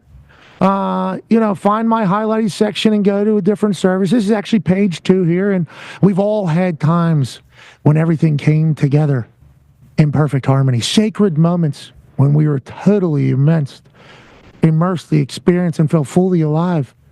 When these moments, something we wish, even for a split second, we had the courage to something the risky path with all our heart pursue, okay? And we can often, though, fuck these writers. And we can often, though, we're so hard on ourselves, amplifying all our failures and regrets, that we neglect to see what's still possible. A life of freedom filled with deep contentment, joy, and confidence, independent of circumstances. We're all human with the same deep desires and concerns. You drop a ball, you read that paragraph right there, you're right back in the damn game. There you go. In the pursuit of extraordinary performance, it's easy to make it a full screen again, to succumb to anxiety. I don't know if that was in the book or not, to anxiety and pressure, because so much is out of your control. When you learn to live a life that is fully engaged, however, then you can perform your best and love the challenge. Every performance, presentation, or problem you face is an opportunity to learn and grow and vividly experience each moment. You will find as you take this journey with me that your best moments always come from a clear mind and an unburdened heart. Hell yeah, Jim. Hell yeah. That's, Yeah, Jim. that's James. You're snap. Number one bestseller now. Yeah, hey, man, I got one catch for 10 yards, so I need to do something about this. Best get marketing the page. situation ever. Yeah, back Let me to get a the page. top. I like this Let me Warren, go though. back. He's I actually just had a drop. Let me go to page 2 real quick. No, I just had a drop. What do I need to go to? Jim Murr, 45, paragraph 2. Yeah, let's get to this one. This one's good. Sometimes you're going to drop a rock, a ball, a fumble. You're going to stumble in an opportunity. I like that messaging, though. And you're right, D. Butch. Notes have been taken. Things have been highlighted. Yeah. He's going through that on a daily basis. He's working on him. I respect it. Yeah, I respect. I've never seen this during the game. I've seen guys read books maybe before the game. We always get clips of like LeBron after the game. He reads a lot of books. On like the first page. Bring So up yeah, Bron. I like the fact that he's actually reading. That thing is worn. He's got highlights. He's got underlines. I like that AJ's locked in. He knows, he's aware that the cameras are on him on the sideline. So not losing it, not cussing somebody out about the targets. Yeah. You know, and people are still running with, hey, he's reading a book. He's not engaged. He's not this. I like it. I like where AJ's at right now. Team guy. He didn't read page 2 on his sideline. He looked to be a little bit deeper in there. Oh, yeah. I don't know what page 47 or 100, whatever he was on, is saying. Page 2 sounds like an okay thing to be reading on the sideline. Maybe kickers need to do more of that. You know, maybe kickers need to be like, listen, you're not the worst fucking person on earth. Yeah, I'm not. Turn the page. You're an okay human being, actually. And then all of a sudden, somebody 2 feet away from you, you're not. It's a good little battle.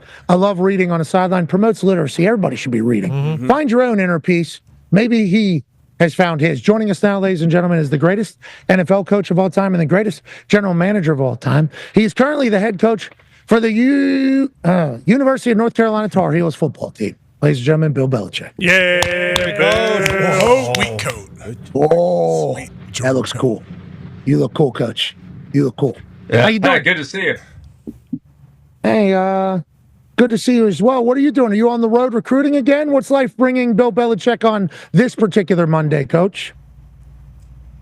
We can't recruit for these 3 days, Monday, Tuesday, and Wednesday. Those are dead days during the NFL or the AFCA convention. So no recruiting, but out taking care of some other stuff. Okay, so the AFCA, the American Football Conference of America, I assume. Is that what that's called? Coaches Association. Yeah, American Football Coaches Yeah. Association. Close. Yeah. There it is. Okay. I remember the Fired Football Coaches Association. Gruden was always watching film. The American Football Coaches Association is clearly what Gruden was mocking during that entire thing. Okay, it's all coming together. Maybe get that guy back in the league for more reasons than not. Let's talk about you down at UNC. How do you feel about where the team is? And are you watching these college football playoffs and trying to see how you can build a team that can compete and beat these squads? Orange Bowl was awesome. Cotton Bowl, electrifying. 4 best teams on display. Are you watching and judging, or how are you treating all this for college ball right now? Yeah, well, I've watched the college games, kind of as a fan from the outside, but we'll take a closer look at them and break them down when we get to the film and get into the all-season program. Most of my focus now is on recruiting at North Carolina.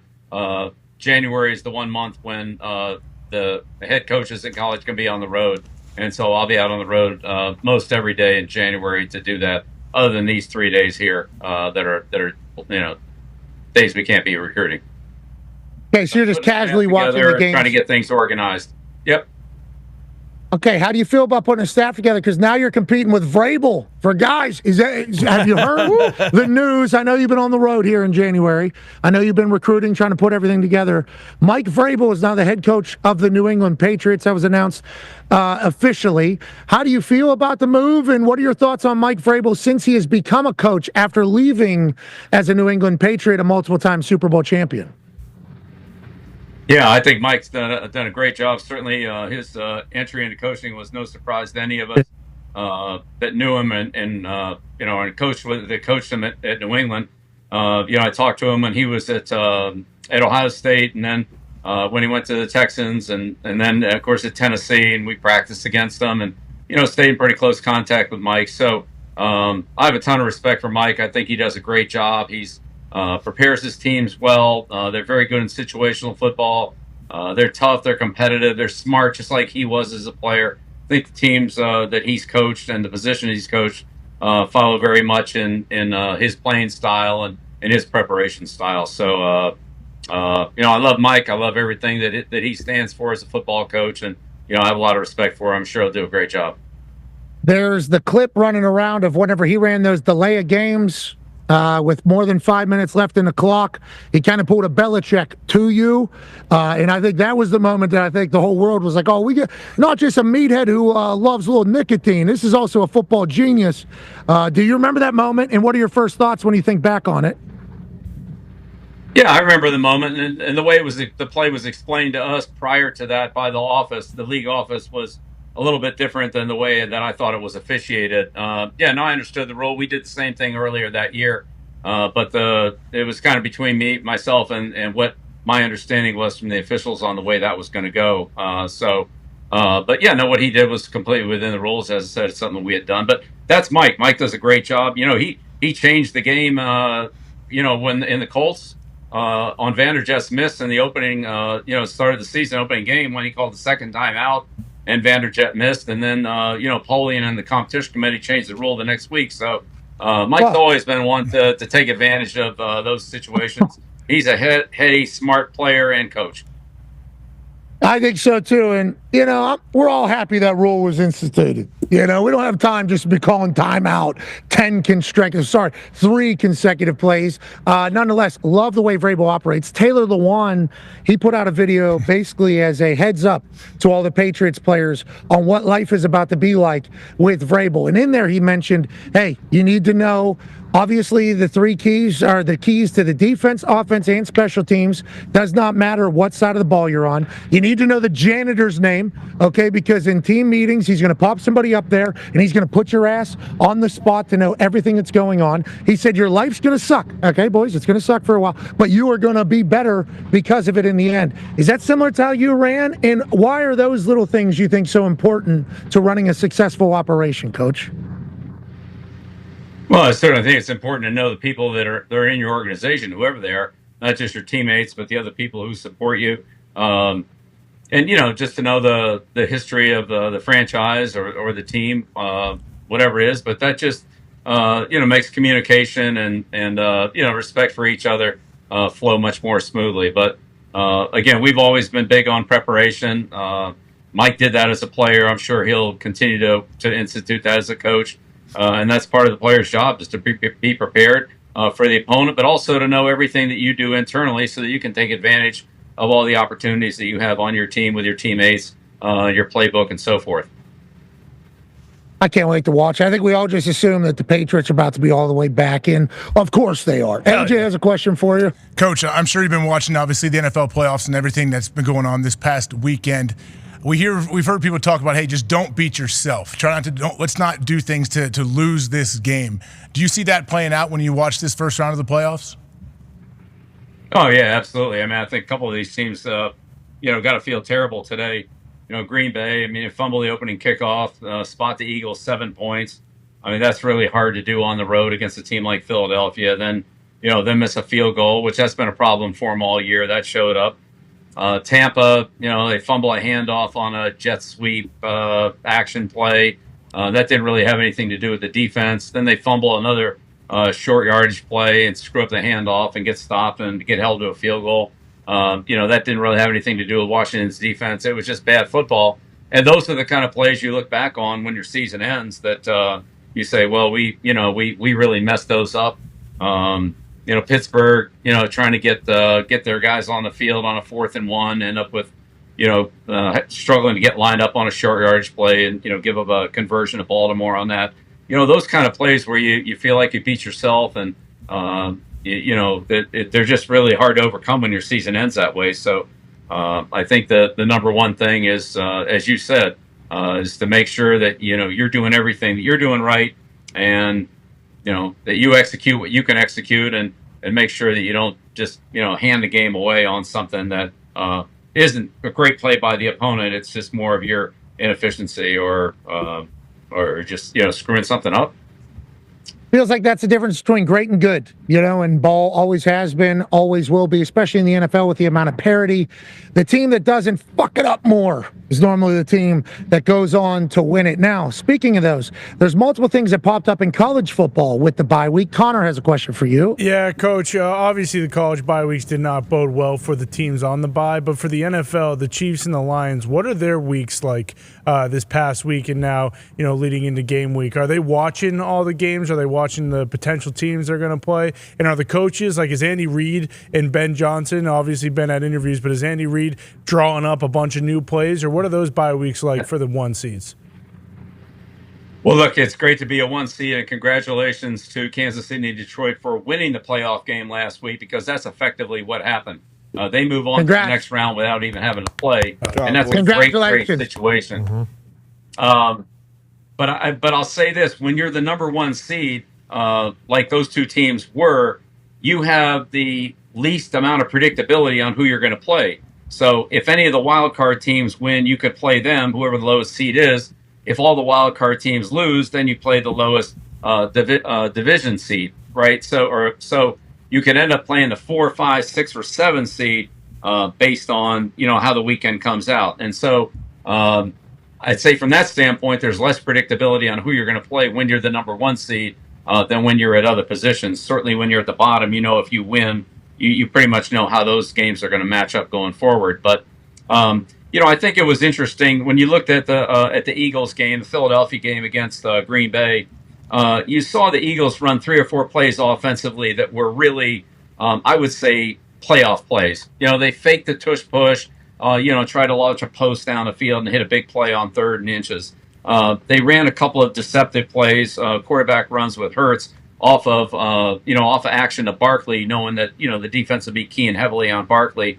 At this point in the season. So I think that that Detroit and Kansas City probably would be working on a couple of plays that they've probably been working on all year, but now saying, okay, here we are coming down to critical games. What plays can we maybe use that are a little bit different, a little bit of a deceptive? Maybe it's a new blitz from Aaron Glenn or Spags that they've kind of cooked up. Maybe some look that they've been given, and now they can give that same look and run some type of different pressure on it. Or maybe it's a punt rush or fake kick, something like that. I think those kind of plays could come into the into the action here for those teams, because they do have a little bit of time to work on them. And honestly, those are the kind of things that keep your players interested too. You do something that's a little special, a little bit different. Another handoff to Sewell or whatever it is, and keeps practice energy up a little bit. Hey, how come everybody said like the Patriot way is so hard, so tough, which it is, and it was, obviously. But you pulled out trick plays all the time. Is that because of the players you had, or is it a part of like keeping players like kind of interested and also adding little wrinkles for maybe other people have to deal with? Yeah, well, I think those plays, Pat, what I always said to Josh, and Josh did a great job of it. Josh McDaniels did a great job of it. We said, look, going into the playoffs, let's get a play that can either score points, so maybe a goal line pass or something on the 2 or 3 yard line, a red area pass, or something that's going to gain a chunk play of yards, 20, 30 yards, something like that. I don't want to work on another run that's going to gain 3 yards. Let's work on something that could really, impact the game. And so, that came up in the Ravens game in 14, where we ran the double pass, we ran a couple of oddball formations. We were down by 2 touchdowns in the 3rd quarter, and we're able to come back and tied and eventually win the game. So Josh and I always thought about plays that we thought could make a difference in the outcome of the game, or could actually score points, get a touchdown instead of a field goal in a close game like that. So look, Pat, when you say Patriot way, I don't know what that is. I don't know what the Patriot way is. That's kind of a buzzword that everybody else uses. To me, it's about preparation. It's about, being a good teammate, team building, and then performing well under pressure. That's what winning football games is. I don't, the tag that goes with that is really, I don't know. That's a big marketing tool. I don't know what that is. I believe in preparation, performance, discipline, and consistency. And that's the Patriot way. Boom. I appreciate the hell out of you, ladies and gentlemen. The greatest of all time, Bill Belichick. We appreciate you, Coach. Coach. All right. Thanks. See ya. Can't recruit these 3 days, okay? Don't be putting me in any jackpot shit here, Pat, please. Jeez Louise. He was going in, when we talked to him last week, and he was traveling around to high schools. I was like, so are you walking right in that front door and just like, hello, insert name of high school. Bill Belichick's here. Are you causing a little bit of a scene, a little bit of a buzz, a little bit of a stir that you could cause whenever you go places? And he goes, no, that's not really my style. And also, it's not legal. I'm not allowed to take pictures with anybody that is underclassmen. Anybody that could potentially be a college football player, which could be anybody, I guess. Could be anybody. 2025. Could be anybody. Not allowed to take photos with, because then that could be considered or construed as recruiting somebody that they're not allowed to recruit. That was literally what was said. He was like, there's rules for everything. We're trying not to fuck up anything. We're trying not to get in the doghouse with anything, especially now, because I think those little tedious things are potentially the only thing that some people at the NCAA are allowed to attack, because everything else is kind of wild, wild west. The wild, wild west. Imagine him walking in. Imagine it's the teachers. It's all the other teachers and principals. That's who's going to take his time wanting pictures, because coaches. Word will spread very quickly. When Bill, I'm sure the word spreads before he gets there. Hey, I think Belichick's coming. And then once he's there, everyone's peeking out their doors, looking, checking around. And Steve's wearing that Carhartt black long sleeve shirt. That's really swag. Bill's wearing. Where was he? Was he in a trailer right there? He was shooting a commercial right there. Yeah, what is that? I don't know. It was a nice jacket. That jacket. Was that Affleck? He probably had Michael Jordan. He's probably doing something with Jordan. Yeah, maybe a new billboard at UNC, a bill on it with MJ, maybe. Bench pressing, he's benching or something, and Jordan's spotting him, possibly. Oh, yeah, maybe Jordan is. Maybe they're golfing in the cold. I don't know why he'd have that jacket on. Snow golf. Maybe it's what are the biggest college sponsors? Dr. Pepper? Maybe it's because he's in college now, so all the college companies are going to want him. Affleck, that has Affleck written all over it, especially with Saban. Yeah. And Prime, who, might be the new head coach of the Dallas Cowboys. Ooh. I saw that people are talking about maybe even Shedeur going down there, because you got a quarterback on a big contract in Dak. You get Shedeur on a rookie contract. Then you got Coach Prime coaching back in Texas, obviously as a former Cowboy legend. Now we're talking, are the Cowboys back all of a sudden? And the way Coach Prime coaches, a lot of people don't give him credit for it. He's a hard ass. He's a bit of a hard ass. And obviously the team overachieved this year. They had a lot of talent, but I think they were only scheduled at 5.5 wins. What was it going into the year, Tone? It was either 4.5 or 5.5. I can't remember exactly. It was really low. They ended up winning, what, 9 or 10? Yeah. Whenever it all said and done after winning the bowl game? Yeah, 9. So. BYU had there. Bad. And remember, we picked Colorado because everybody was playing. We said, them boys ain't going to want to go out like that. Sorry, Mormons. The prime time crew is coming through. And they did not. Instead, it was Jake Retzloff, the Jewish quarterback, in that BYU team. They overperformed this year as well. College ball has been awesome this year. So good. College ball has been absolutely awesome this year. I mean, first round of college football playoffs, I think everybody would say kind of crop. Yeah. Kind of crop. All the home teams did their thing, kept it moving. But boy, Orange Bowl, Cotton Bowl delivered, I think. Yeah. Orange Bowl, Cotton Bowl delivered in a huge way. Bowl season, without the college football playoffs, the bowl season delivered. Great. In a massive way. I think college ball was fantastic this year, AJ. Legitimately. The level of play is only getting better and better because the players are getting better and better. And I guess, although people don't love it that they can transfer and pop around teams, more guys are getting opportunities that may be stuck behind some studs at other schools in the past, I think. So more guys are having opportunities. Some guys, there's less opportunities as well. Say you're a solid starter, you transfer in a couple guys, boom, your starting job is gone. You might have to find a way to play somewhere else. I don't know. Connor, I think what AJ's saying is more players are getting shot to shine. Ain't that right? Yeah, it's pretty awesome. We started with 12 and we're counting down to 2 now. It is a huge bummer. I feel like that kind of set in this weekend where it's like, oh, shit, we only have 1 college football game left. We really only have, 5, 6 NFL games left. This time is the best because of how awesome the football is, and it's the best teams. We're talking about the Bills playing the Ravens next week. That's going to be unbelievable, but it just blows because we are also staring down hey, where's this free agent going to sign in a month? And that is kind of what the reality of the situation is. It's sweet for me because when you have a poopy team that is looking to get better, this is kind of where your season starts. But when you're just talking about actually watching and football ending, it's tough. It's bittersweet, if you will. Well, to look ahead to the offseason, not that we need to do that or want to do that, I think we're going to be in town for the Combine this year. Hell yeah. Remember that age? I scheduled our vacation right around the only thing that happens in our city. We had the NBA All-Star game. Well, we planned ahead. This year we planned ahead. All right. That's right. That's right. We looked ahead. And I don't know if it means anything, to be honest. A lot of unanswered emails going from our end to their end. I don't know how it's going to go at the Combine. I know we're in the same city as the Combine, so I think we will certainly be able to breathe the same air. I think people will stop by. I don't know if we're going to be at Combine, though. Just as we're pitching. Let them come here. To be at Combine. Okay. Up there on the terrace. Would we have to whisper, right though? Behind. Would we have to be quiet and speak like we're at a golf event? No.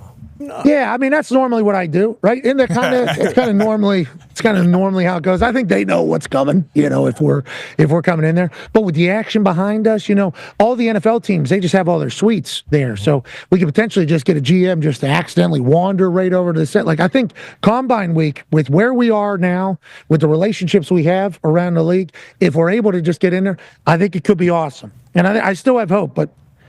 Who's not answering emails? Who do we need? Who do I need to reach out to? Here's the thing. And we've talked about this being a problem with our particular business with the way we run. Uh-huh. It has allowed us a lot of freedom to say and do whatever we want. But whenever you do that, every once in a while, there's a stray go fuck yourself to this person. Or one to this person directly to their face. Okay. And then those people, all of a sudden, guess what they do throughout their careers? What do they do? They move on up into positions of power. Mm-hmm. And all of a sudden, you wonder how somebody that dumb could get put in that position. That's what you're thinking. But on the other side, they're thinking, hey, this is the person you're going to have to.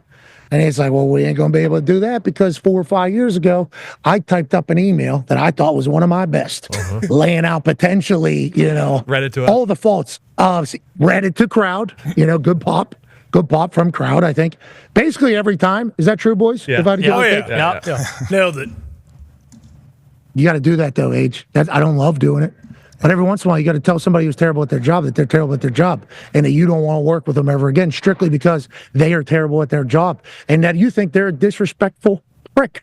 And the way they talk is not the way you should talk to anybody. And then you re-edit that and you Google some other words that are synonyms of words. So then you really start typing up an email that at the end of it basically gets the point across, go fuck yourself. You are a piece of trash.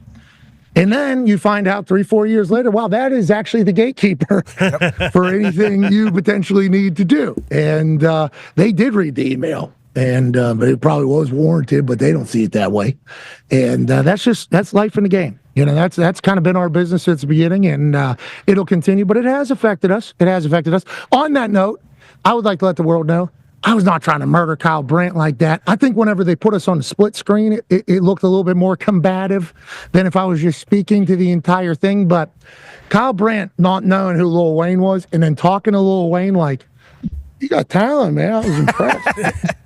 I couldn't take it. As a fan of Kyle Brandt, I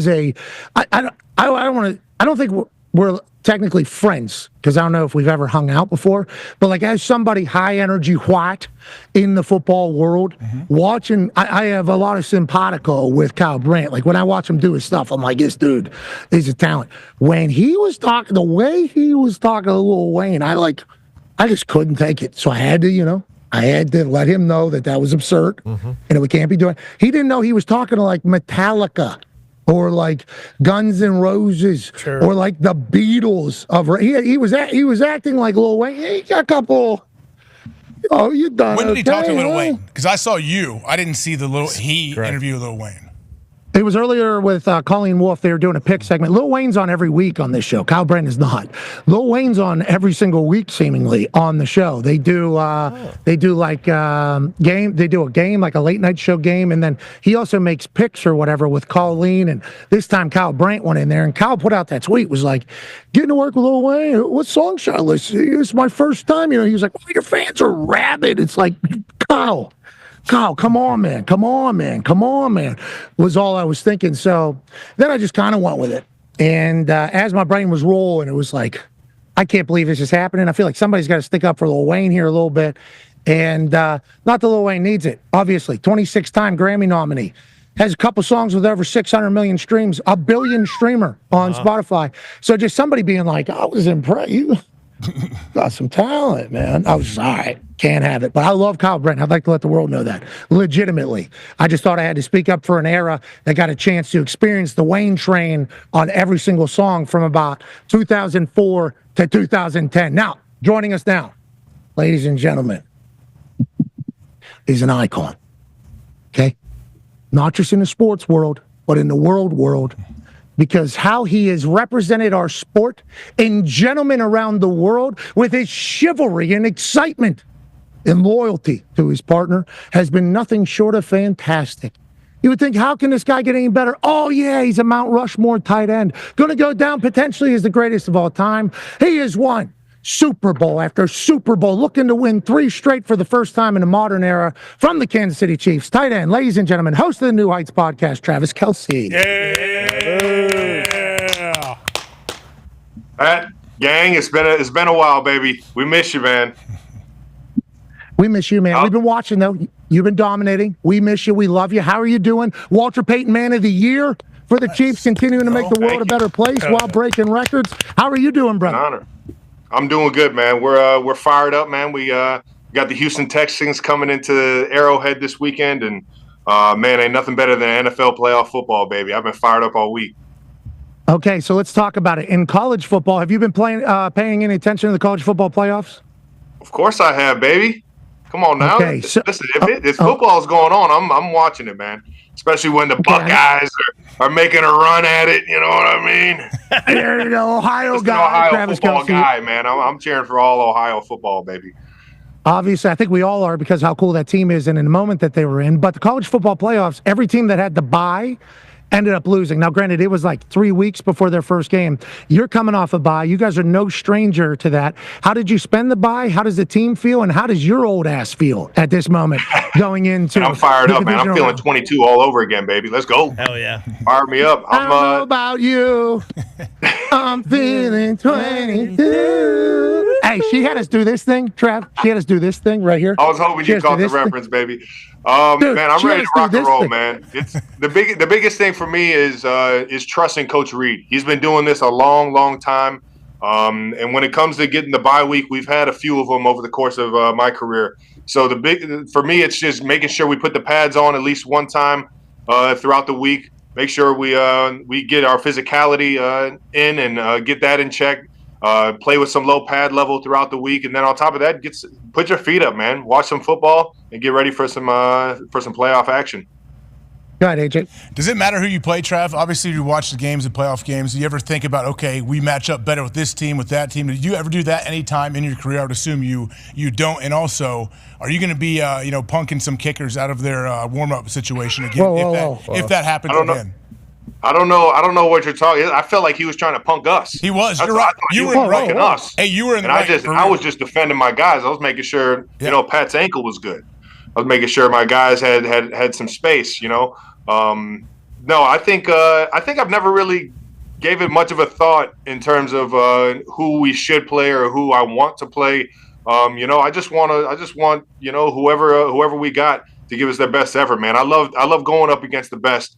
And that challenge week in, week out, man. So I know we're going to get Houston's best, man. It's a hell of a football team. Houston's obviously had a year that's been like this a little bit. Then last game of the year, they beat the hell out of the Titans, and they get a massive win over the Chargers. Your guys' season, even though you're the number 1 seed in the AFC, number 1 seed in the best record in the entire league, again, as back-to-back Super Bowl champs. We haven't got a chance to chat with you much. Obviously, we've watched New Heights. All anybody who said is, this team ain't good. This team ain't good. This ain't the same Chiefs team, undefeated at one point, 15-1 at one point, number 1 seed in the AFC. Have you heard all that noise? And what is this year's team like versus maybe years past?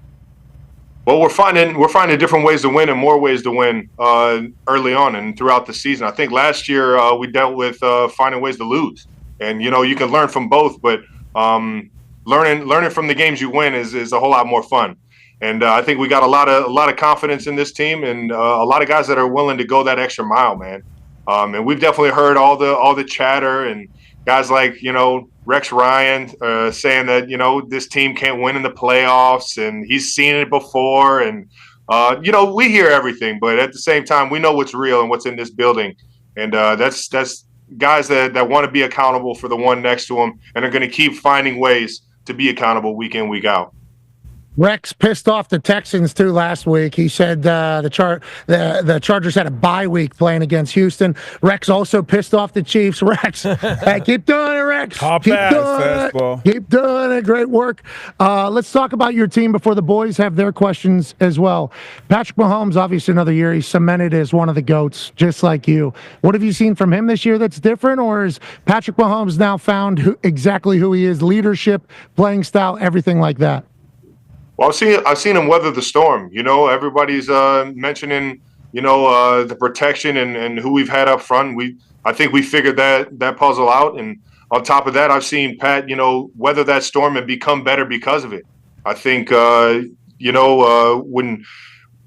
the team needs him the most, he steps up in ways that he hasn't before. And it happens year in, year out. And it's just so much fun to be a part of the team with him, because he's always going to take the bull by the horns and be the most accountable, be the one that puts it on himself more than he puts it on anybody else.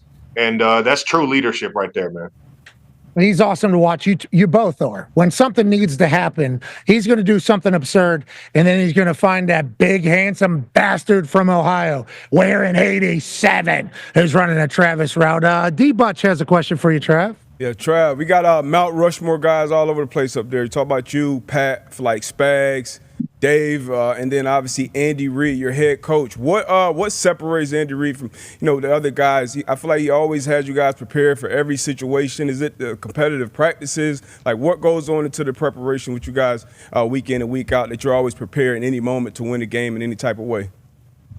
I think you're onto something. His competitiveness and his ability to challenge guys, and that's not an easy thing to do, is to challenge grown men in a way that's respectful, in a way that you can get the best out of them. I think he relates to everybody in such a way that he gains that respect as you come into the building, just by being relatable.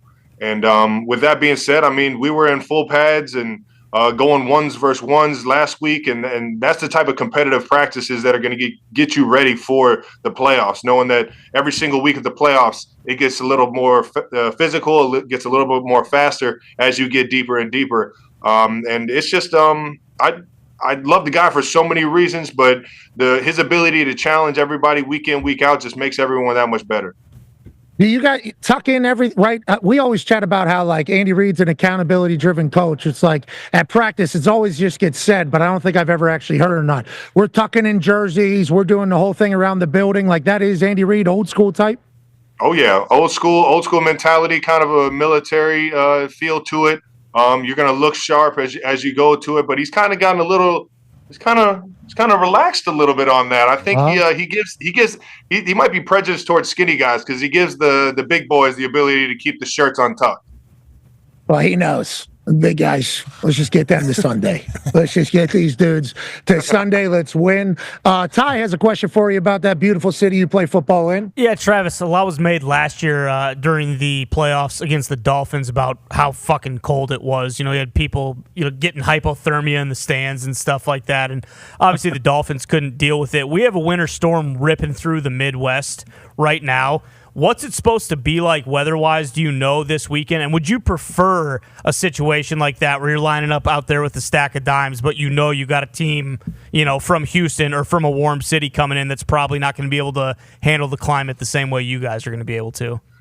I'm not going to lie, man. I'm an Ohio football guy, baby. I love it when it's just cold and snowy and you just get all the elements mixed into one. And I'm not going to say that I'm hoping for that, but I definitely love it when it's because it adds a little bit more to how dramatic the game can be, or at least feel. But at the end of the day, I don't care if it's raining, snowing, if it's at Arrowhead somewhere else in the Walmart parking lot. You can roll the balls out and let's play some football, baby.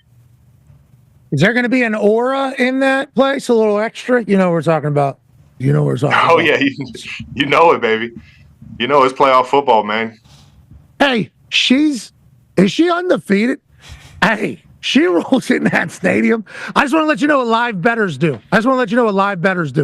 They see her walk into that stadium, immediately open the phone. It's like, yep, Chiefs are about to win. I mean, that is just literally the feel. What you two are, hey, you're a gentleman, pal. Yeah. You need to know that. You continue to represent football in a beautiful way, Trav. We appreciate you. Legitimately. Trying to represent the boys, man. Just trying to represent the boys. So many fuckboys out there. I've heard about them all because my wife now, I've listened to all the albums. I've heard about them all. I appreciate you, dude.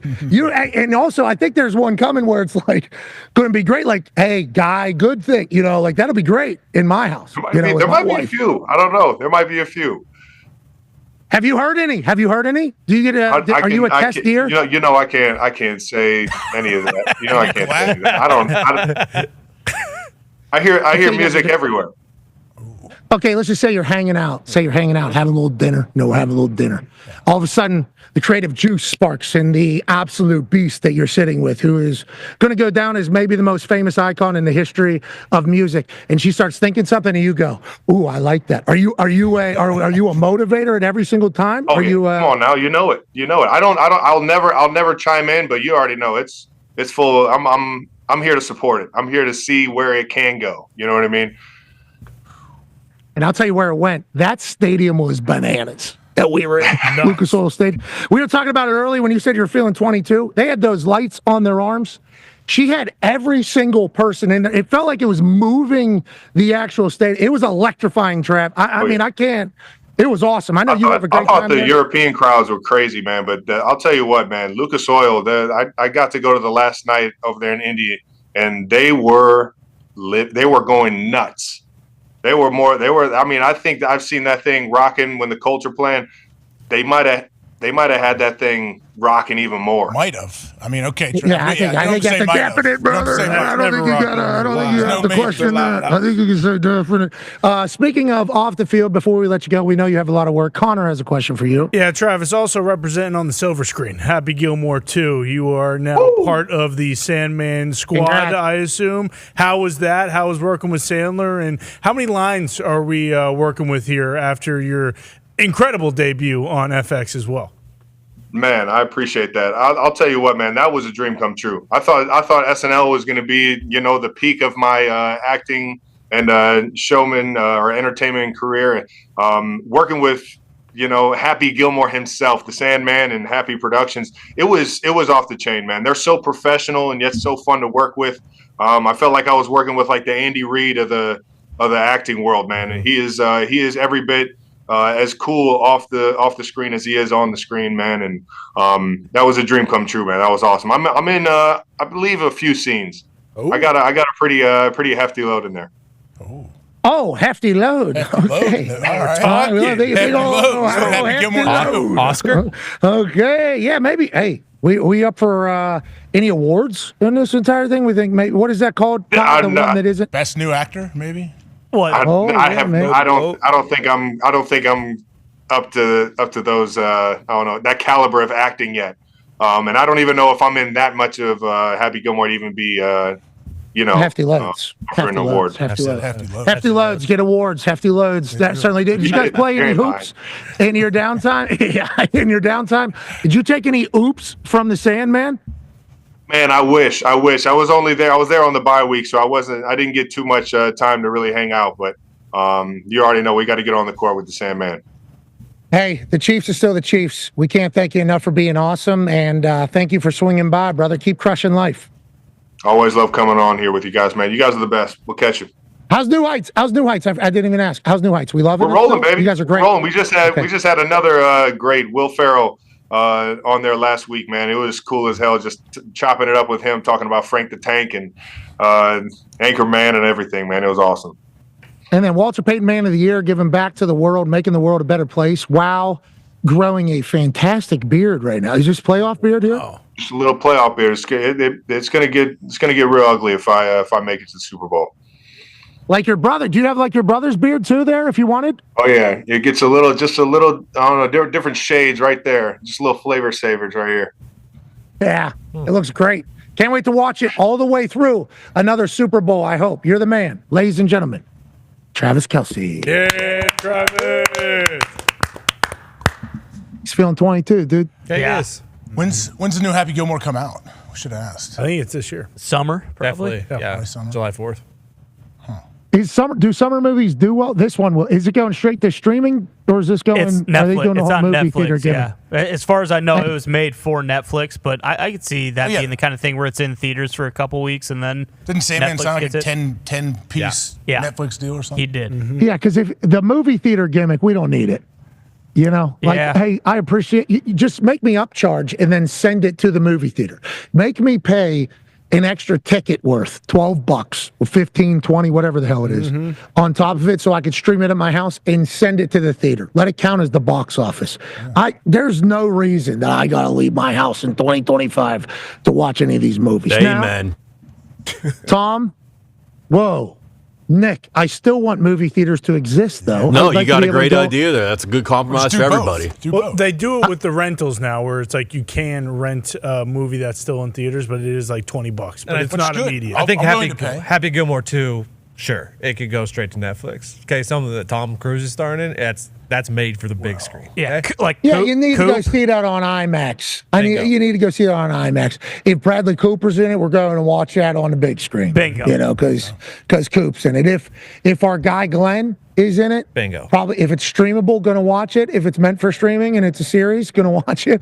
But if it's a movie and it's in a movie theater, going to go there. But Nick, you want to kill all movie theaters. I don't want to kill movie theaters. I like a good little date night. The lay down I like seats good now. little date night. Full lay down seats now. It's way better than it used to be. Full lay down? I can't. Oh yeah. I'm asleep. I'm asleep. I do. You I do that. fall asleep. Yeah, I do. It's great. Take a little nap. I don't need Great date night. I'm gonna nap. You watch a movie you like. Yeah. This is perfect. We're doing it. I guess not dating. I'm talking with my kids. I take my kids to the kids movies. I take a quick 40-minute nap. You don't like watching the movie?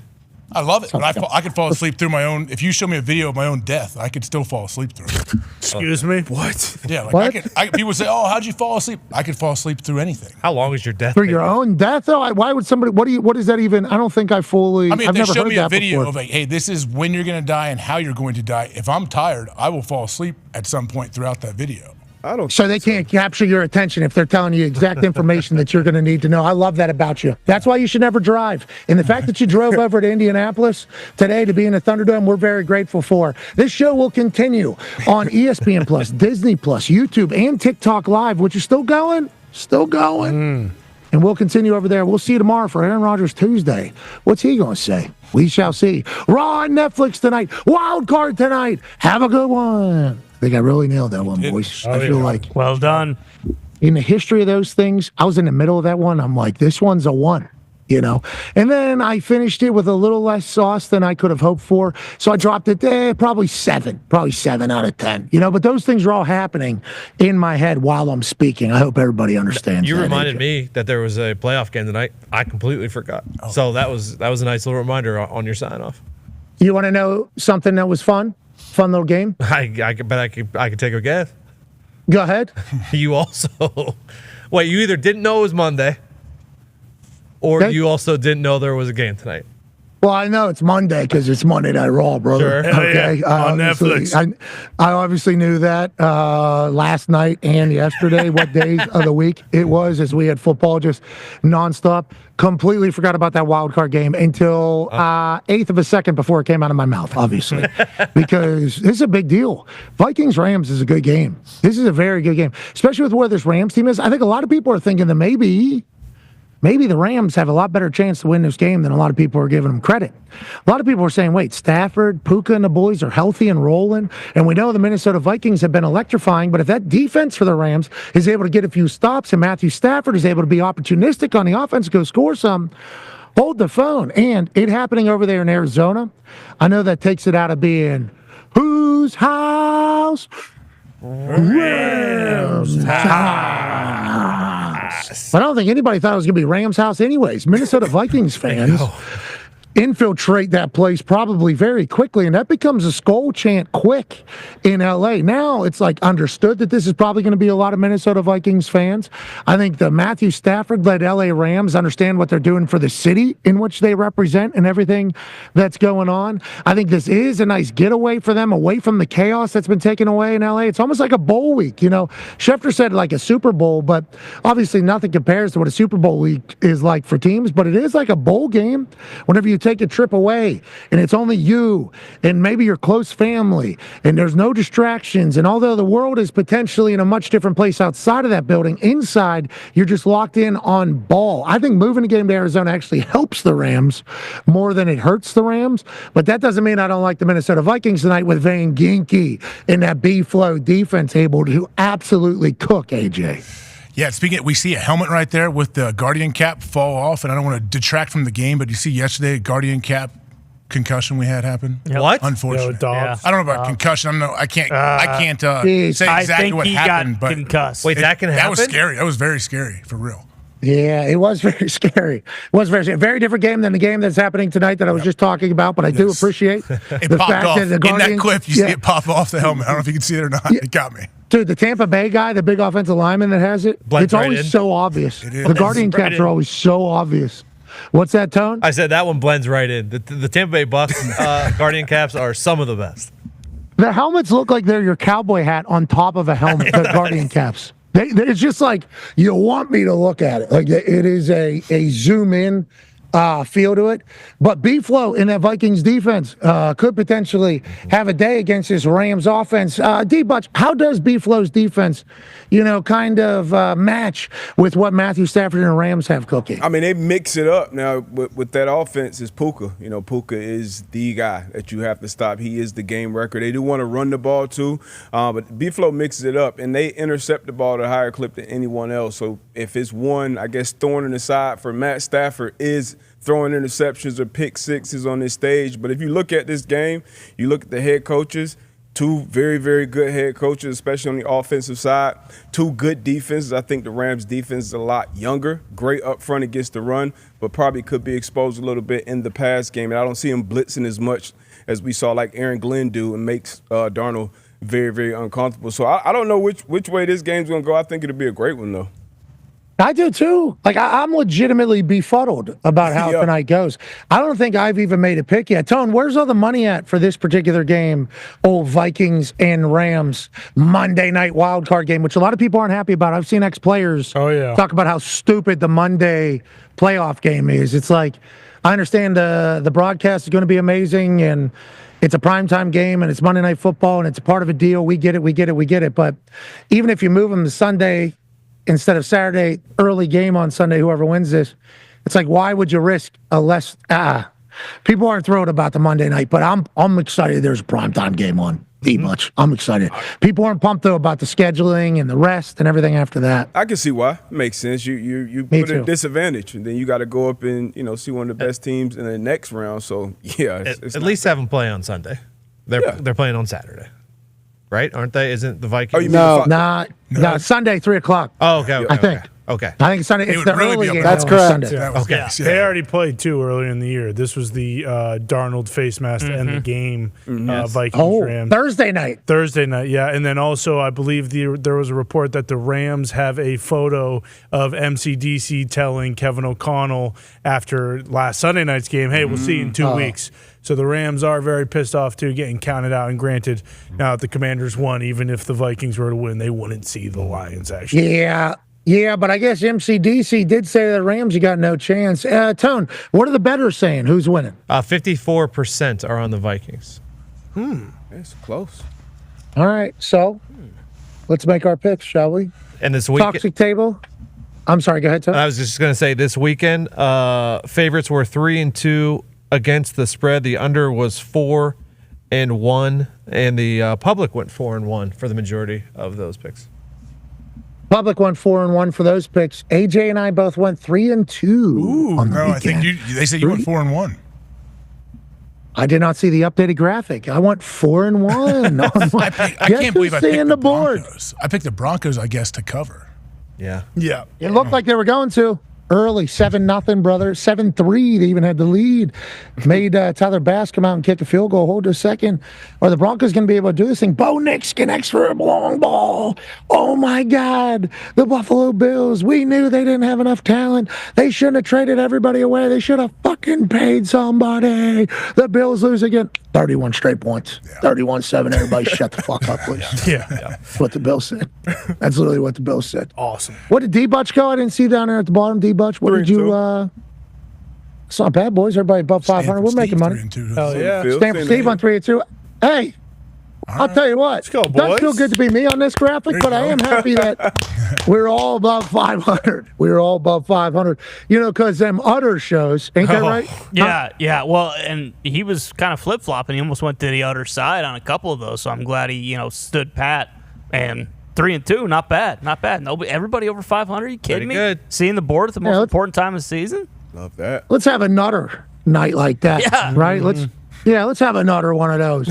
Vikings, Rams. Vikings 2.5-point favorites in Arizona, taking on Matthew Stafford and the Rams. 8 p.m. Eastern on ESPN and ABC. Peyton and Eli will be doing a Manning cast on ESPN2. Who are the guests? Have they announced the guests yet, boys? Or is there no guests for playoff Bill games? and it's only 2 guests, which is good. Jared Allen will be on. Hopefully he's on a horse. That'd be sweet. Bill Belichick will obviously be on for the first quarter. He's prepared. He's on seemingly in a movie trailer set right now, either shooting a commercial or just maybe that's what his house looks like. Maybe he lives in that. Could be. Down there, maybe. It's grinding. Yeah, just like Jim Harbaugh. Just like Jim Harbaugh lived in an RV out there in L.A., remember whenever he became a Chargers head coach? Rough ending to the Chargers season, by the way. Rough ending. Yikes. Didn't see that coming. People are killing Herbert right now. Yeah. Boy, and I heard you say it earlier, Darius, it's tough to stick up and be a Herbert guy right now for the last few days. Let's not look past the incredible year that he had. He had a bad game. Yeah, he had a bad game. That's going to happen, right? That's why we need to be viewing this, D-Butt? That is correct. And you also need to view it as, hey, let's get some more talent on the outside. I think that was the conversation coming into this game. And all year long, even though they were winning games, it was kind of like, hey, they haven't beat a ton of good teams yet. But, yeah, I think 9 of his 14 completions with the lad McConkey, who almost had 200 yards receiving. So get some more weapons for him on the outside. But I think they will be just fine going forward in the Harbaugh era. Congrats to Lad McConkey. He ended up with the most receiving yards a rookie has ever had in the playoffs, I do believe. So 197 yards, including a very long one there in the fourth quarter. But then blocked extra point, 2 points go the other way. Never seemingly had any momentum or any thought that, we were going to win it. Gumpy, not a terrible year, though, for the Chargers. No, better than a lot of people thought they would. Yeah, they're behind schedule. They haven't really they're ahead of schedule, I'm sorry. Some of the team is, yeah, for sure. What do you mean? Gumpy was talking about there was a lot of comparisons between Tua and Herbert all the time. And, if Tua had a game like that on Saturday that Herbert did, Twitter would have fucking exploded. Are you doing hey, let's make sure we act the same towards all parties, no matter who they are thing? Is that what you're doing? Exactly. D-Butch knows. Yeah, oh, yes. I was watching that game with Gump on Saturday. He trust me. What was the name? What was the last quarterback for the Chargers throw for? Stan Humphries. Yeah, okay. San Diego Chargers legend. Didn't Tua throw 3 picks against the Texans this year? He did throw 3, yeah. Did he throw 4? Are you defending Tua or not here? Okay. How many turnovers? Chargers forced 8 turnovers in 2 playoff games. They win at either of those games? Jeez Louise. Did they? Did they blow? What were they up on the Jags out of the first time? What's your problem? So who are you mad at? He's fired up. Who does what he is hate? your deal? Well, I take it on the shins every day for Tua. So remember how good those Chargers were? Chargers are ahead of schedule. They're a good football team, but also people too, and he would like to have. Justin Herbert should be held accountable for playing like shit. What do you want him to do? Right. What are they supposed to do to him? Not throw 4 interceptions. Kill him. You're holding him accountable. Way to hold him accountable. Walk the plank? What are we doing? Hold him accountable. Thank you for doing what you're doing right now. We appreciate you doing that. That's going to make Herbert better. Do it. It's going to make Herbert better. Gumpy's holding him accountable. Yeah, somebody's got to do it. Nobody else wants to. Shout out to the Chargers. There was a couple times where I thought to myself, man, if Keenan Allen was on this team. Yeah. Sure. Might help. Maybe. And they'll be able to do that going forward. All right, let's make some picks, shall we, here on this lovely Wildcard Monday. There's one final game of Wildcard weekend happening, Vikings and Rams. Gumps, did you see all the records? Did you see mine, AJ's, D-Butch, and the other guy, Stanford Steve's record on the weekend? The other guy, yeah. 4-1, pretty good. Thank you. I feel pretty good about it. I can't believe the Bucs lost that game. They threw that thing away. What happened? What was their center doing? Yeah, what happened there? Seemingly the center. The timing was off out of nowhere. And there was somebody yesterday, too, that was a guard for the silent count, forgot what the count was. we always talk to like AJ or AQ, where he's like, here's the center's job. Got to get the play call, got to get everything like that. But also, there's a fumble, obviously, in the fourth quarter. That was one of the massive errors that the Tampa Bay Buccaneers made late in this game, and the Washington Commanders took advantage of. But, like, having to remember what the count is on is a massive part of the center's job. Then when they go to silent count, the guard has to remember what the count is on while also remembering the play. And I forget what game it was yesterday. Guard looks back, does the arm thing, and then the guard literally falls backwards and nobody else moves. And I just thought to myself, like, oh, that's a whole nother added, like, hey, we're going on 3 of me's as opposed to also having to do it. The silent count changes games. And what happened there at the end with the Tampa Bay in the center snapping it and just Baker and everybody else, that's being at home too. Can't have it. On the road would be one thing, but it happened twice at home. Can't have it. But Commanders 5 straight wins, last possession of the game, last play of the game. Dogs. Pretty impressive. Jaden Daniels. I like.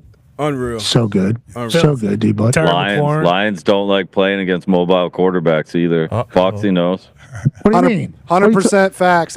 My favorite bet of all time for the last probably 3-4 years has been opposing teams' quarterback rush yards, and I'd say it's hitting at a pretty good clip. And I'd say Jaden Daniels is the most mobile quarterback we've played all year, so this is going to be very, very interesting on Saturday night. Jaden Daniels was a real deal, brother. He is D-Butch. There's a couple times he was making decisions where I'm like, damn, what a decision. And then there were sometimes he was getting the edge, like in the fourth quarter, to seal the game pretty much. It was third down. Tampa still had a timeout. Yep. He gets the edge, picks up the first down. This thing's going to end on a banked-in field goal. I don't think they were expecting banked-in field goal. But he gets this edge here. He's supposed to be tackled down, gets the edge, gets first down, heady play, stays in bounds, and understands just won it with his moxie and his confidence. Malik Neighbors was there celebrating alongside of him. It feels like his teammates love this guy. Like he is everything. And for Gonzalez here, I saw a lot of people talking. Obviously he stands like Cristiano Ronaldo before his field goals, which is excellent. I love that he does that. A little swagger, a little moxie for a lineup. He banks that one home. Obviously, how you doing? Keep it moving. We win the game. Great snap, great hold there by Tress Way. A lot of people talking about all his nervous tics, seemingly, before he does his kick. He has the helmet in the fix of the hair one. He has the socks where he fixes his socks and his cleats. I don't know if he does this on every single attempt or if this was just this particular attempt because of how big of a deal it was. How often are we paying attention to Gonzalez's actions there?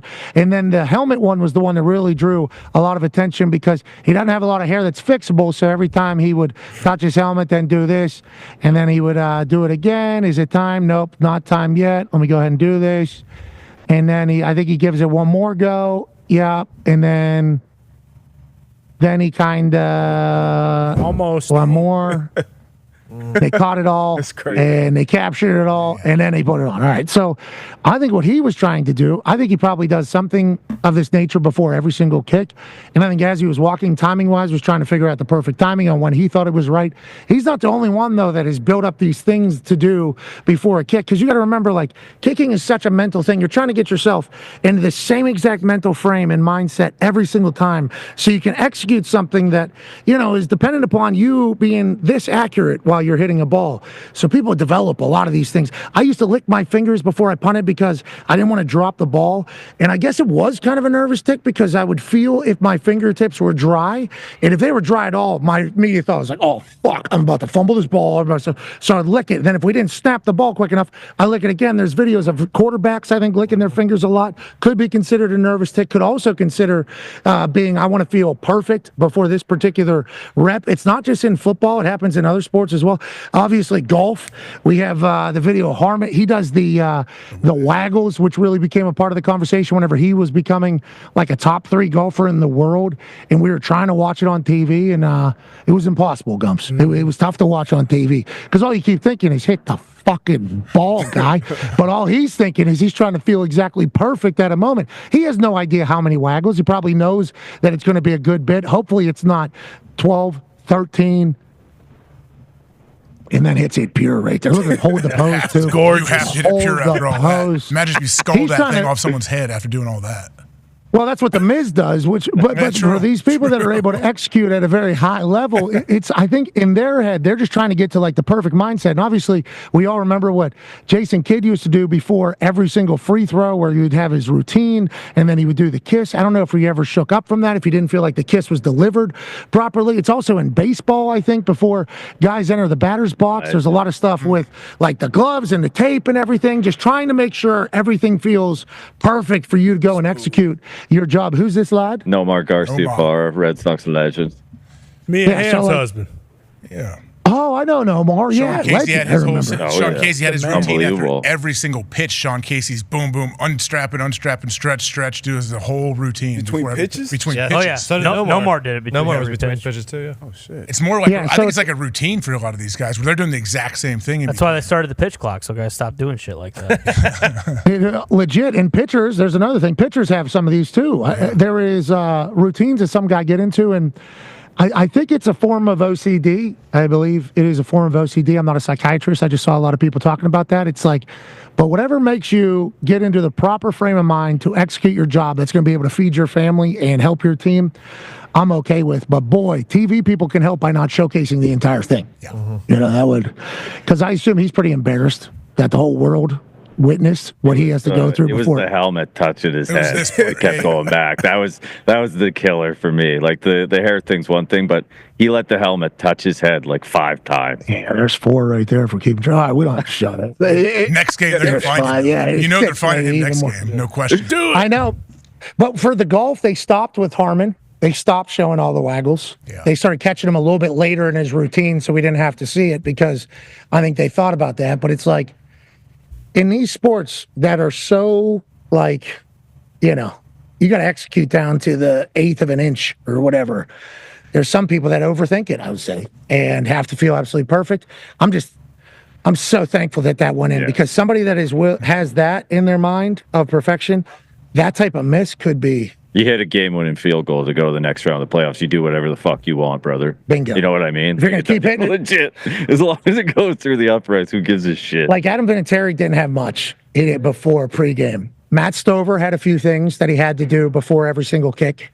You know, he had to do a couple things. Then Vinatieri had nothing. Nothing. He would just walk in like a damn zombie. Yeah, I have no idea. Those big ones, you know, because like, I don't want to say normal kicks, but let's say first 3 quarters kicks. Game's still undecided. We don't know how important every point's going to be, but we do know have to make the kick. It was all jovial. He was all upbeat. We were jogging on the field. Hey, let's go, old man. You know, point at somebody in the crowd in between the uprights. If there's a little right to left wind, you know, maybe we go right center. I point out somebody in the crowd. Just a little give and take. You know, it could be something as easy as, how about Fatso right there and whatever. I think that's where we want to keep it, right? Or he would say, I think we're going to give it up a little bit. I go, all right, perfect. I'm on your side here. I'll deal with the little bit of lean. I'll try to do my job and get the hell out of your way. Normally it was a nice little jog on the field. You know, nice little jog on the field. That first time when it was, I think it was a game tire was the first one. We're jogging on that field. Like, all right, old man, we'll find something. And just fucking nothing. Just like, wait a minute. Am I out here alone right now? Yeah, it does feel like there's certainly 2 bodies, but only 1 soul at the moment. Okay, that makes sense. And then I get down, you know, and every single time was, you ready, old man? And he'd nod his head, yep. You ready, old man? You ready, old man? Nothing. Staring right through my soul. Just, we're talking about. I almost wanted to stop in real time, look at him and go, holy fuck. This is it. This is the snow game. This is the Super Bowl. This is the reason. Like, this is why this happens.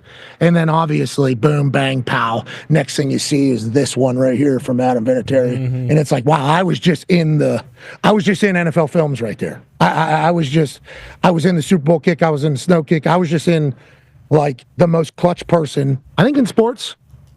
I think people would consider him in the conversation of, up there, at least. Definitely on the Mount Rushmore, for sure. And it's like, yeah, I just witnessed why, because he had an ability to go to a place that I could not. You know, I could not get to that point right there, and he was a machine. So he had no real pre-kick stuff. It was very different. Just wanted to kick a ball into the net, then he wanted to jog out, strap it up, and kind of do his gig. But then there's some guys like Zane who have A lot of things they want to get to feel perfect so they can execute. You make a kick, who cares? Fourth kicker of the year for the Commanders, too. Like, they went through some guys as well. Need them. Yeah. Number 47, don't love that. Yeah, get him a new What's one. that? The late edition. Yeah. What's that all about, Age? Yeah, I mean, like Cobb said, fourth kicker of the year, correct? I'm guessing he's not. They're not going to slide him with prime numbers. He's not getting any single digit away from a DB or something. Shit, you know you're not changing it now. Yeah. You think he walked in? Get me full. Here's the equipment room. Hi, yeah, I'm the new kicker here. Equipment room turns around, just throws the jersey at him. 47. 47? I think you guys threw the wrong number. Nope, that's your number. I'm a kicker. 47 is the number. Yeah, that's it. All right, thank God I got a fucking job. You guys got a helmet, I guess? Can I get this? Can I get this thing I need? Bring your own. He had no options. He had no options there, 47. That's what I heard. But he can earn himself a lifetime job. Think about that. Think about that for a moment. That is the kicking world. They're on their fourth kicker right now. He just hit a game winner. Let's say he hits another game winner on a miraculous playoff run. Then he has a great game. Let's say they don't win it all, but let's say he has a phenomenal game. This guy might have a job for the rest of his life. Hit a 52-yarder earlier in that game, too. Like, he was 3 for 3 in the game. And they go for it on fourth every time. Like, the Commanders refuse to punt. Insane. And they literally, Dan Quinn, at the start of the year, he literally said, my biggest fear is not going for it, is what he said at the start of the year. And who are they playing against? Who did they lose that game to? They got the Dan Campbell-led Detroit Lions. Oh, yeah. No punt. Yeah. No Do you field know goals. how many balls are going to be punted? None. In that particular game? Zero. If I'm Jack Fox, I'm potentially showing up with my tennis shoes on. Maybe sweats, whatever makes me most comfortable to get down and hold for an extra points, and that's it. Maybe a 70-yarder. Hey, we might try a 70-yarder.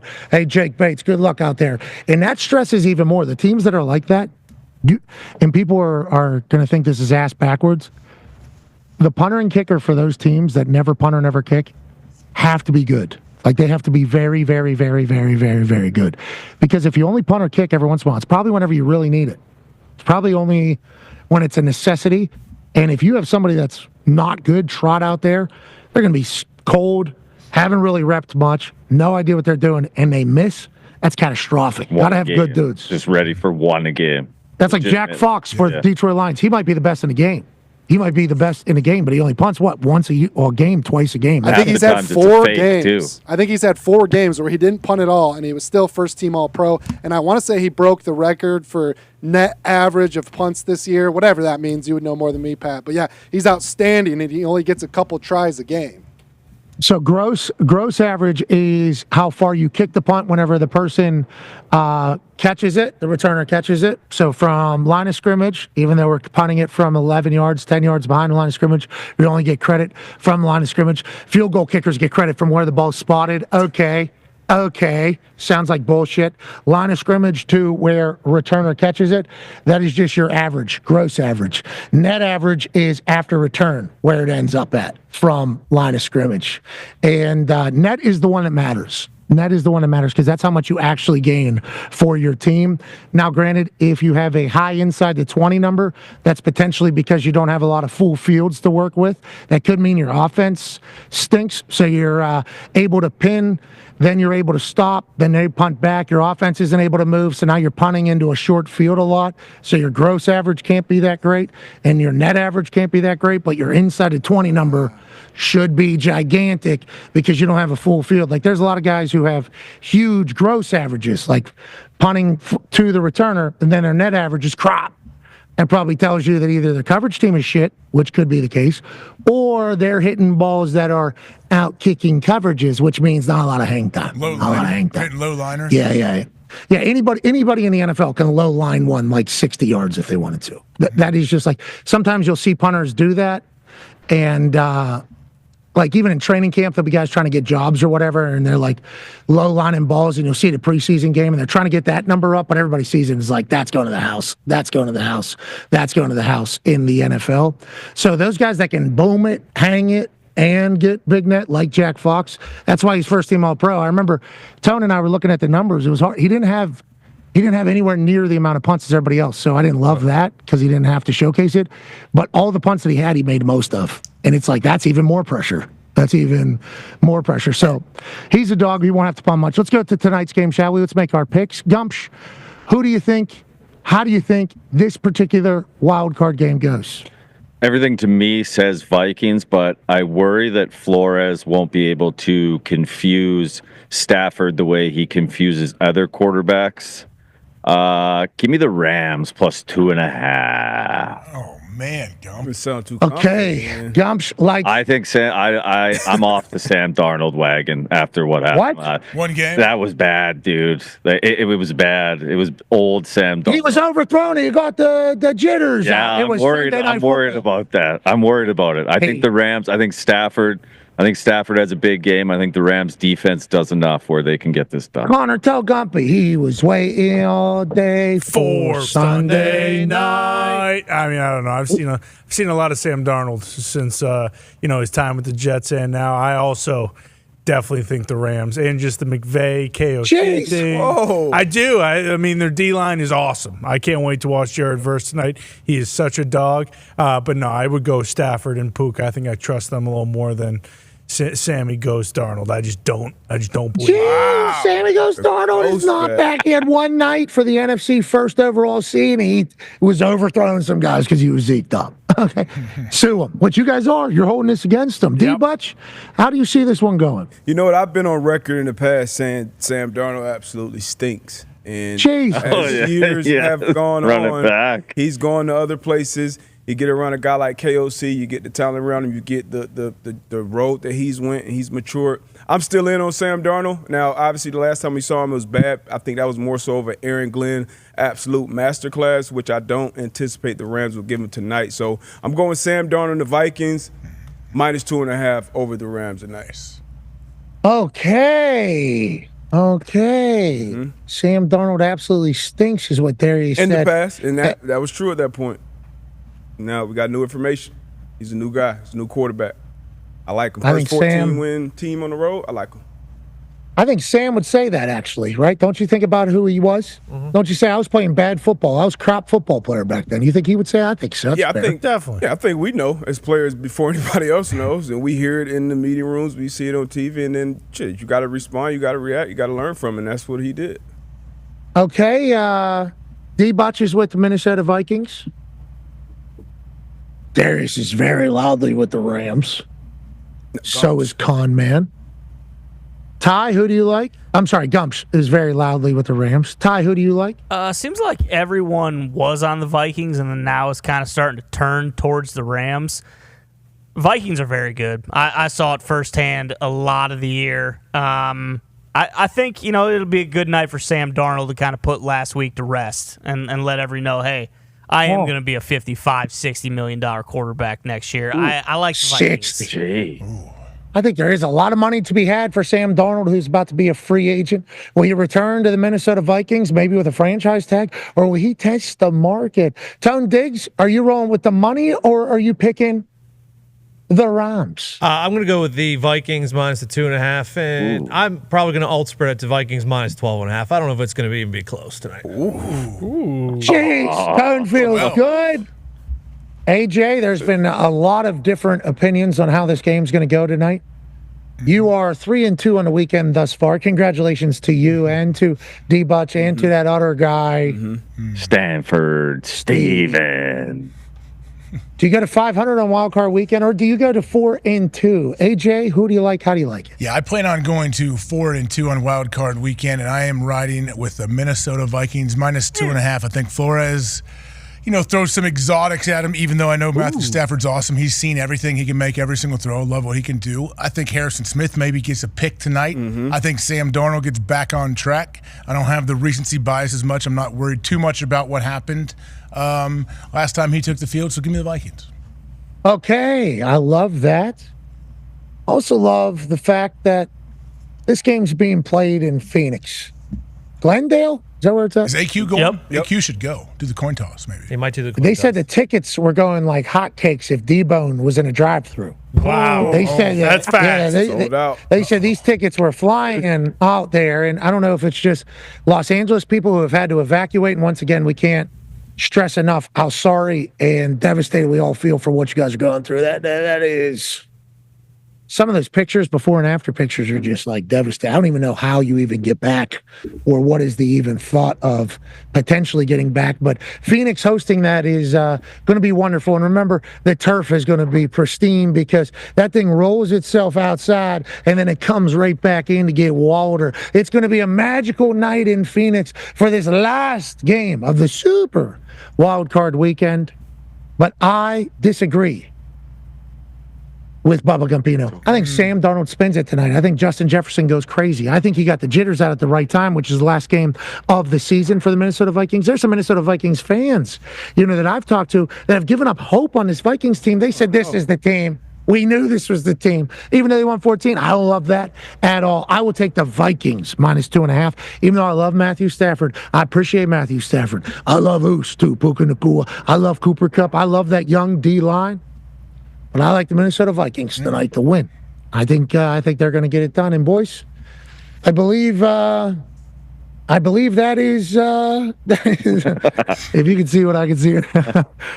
All right, it's a little bit of a dark arena, so there's people peering out of shadows. Yeah. Oh my God! Can you show what is just baffling at us right now?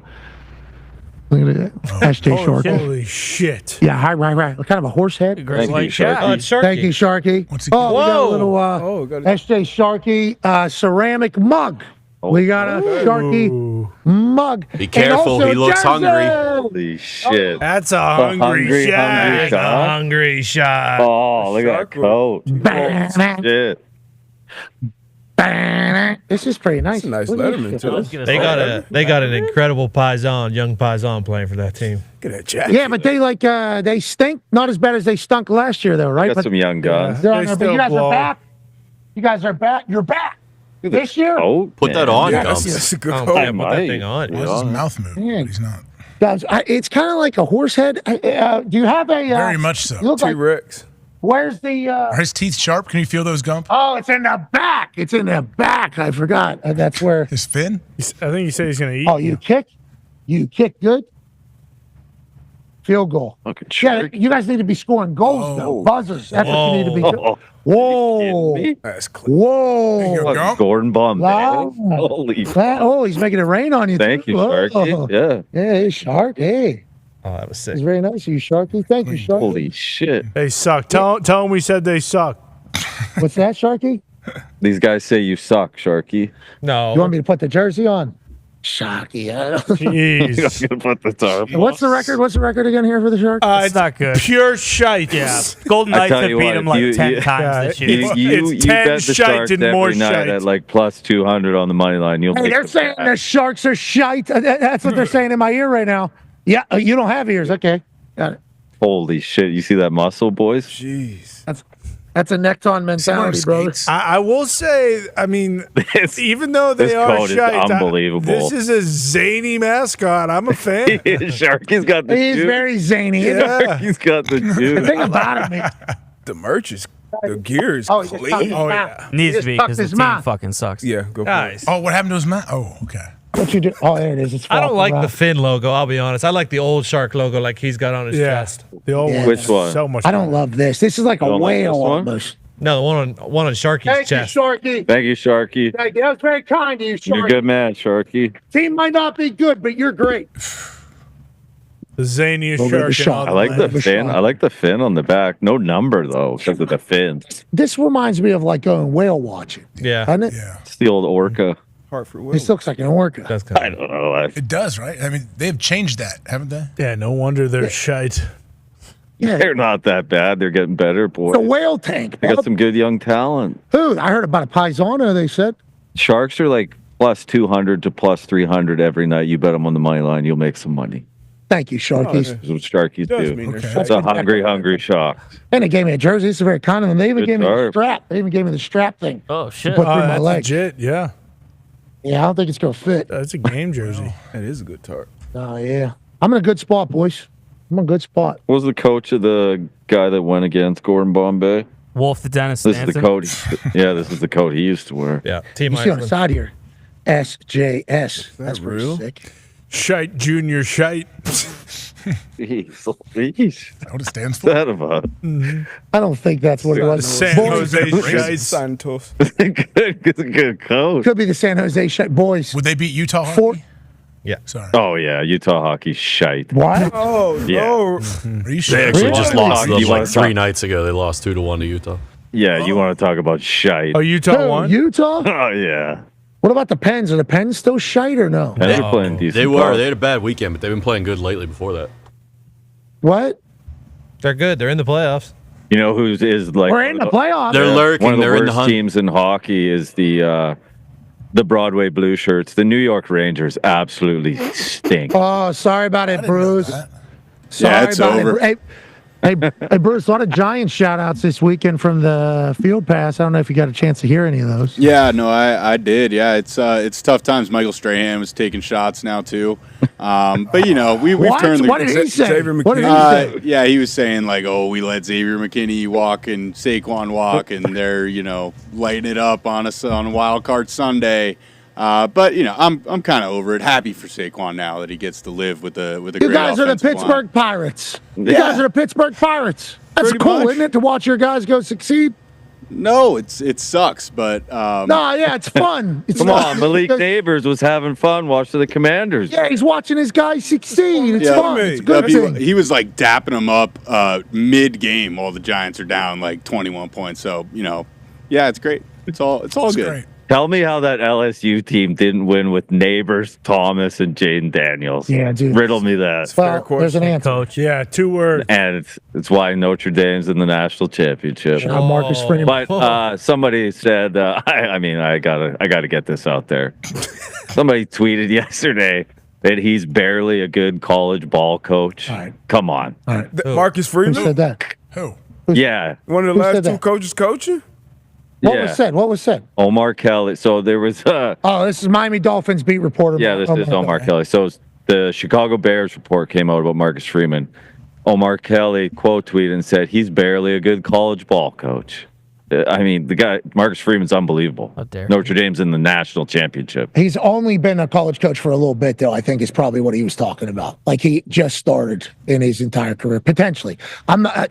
Omar Kelly has given us a lot of information. I know, I agree with what you're saying, D-Butch, but I think he's probably saying just started in his entire thing. Guy has no idea what a head coach is. I'm not agreeing with him at all. I just think, Gumpy potentially reads tweets as if they are personally attacking him.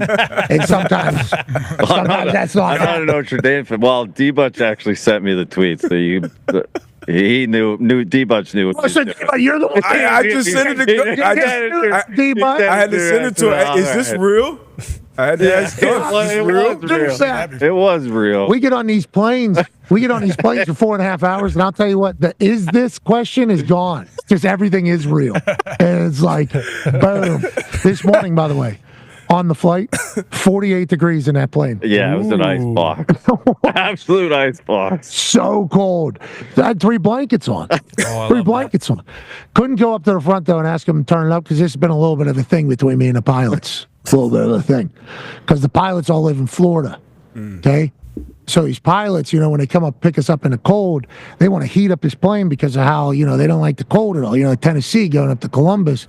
But I get on the plane, I'm sweating. I'm like, hey, excuse me, can we cool this thing down? And they're like, it's really cold outside. I'm like, I know, but we need to, I'm sweating. I don't want to be sweating. There has to be a happy medium. So now there's a little bit of a standoff. So I think today was like, is that right to us? I think that's what it was. I could not adjust it. I pressed that button 100 times. It did not budge. So there's no way I was going up there to, because I can't give up any leverage right now. I can't give up anything. It was so cold. Could see our breath in there. Could see our breath in the plane.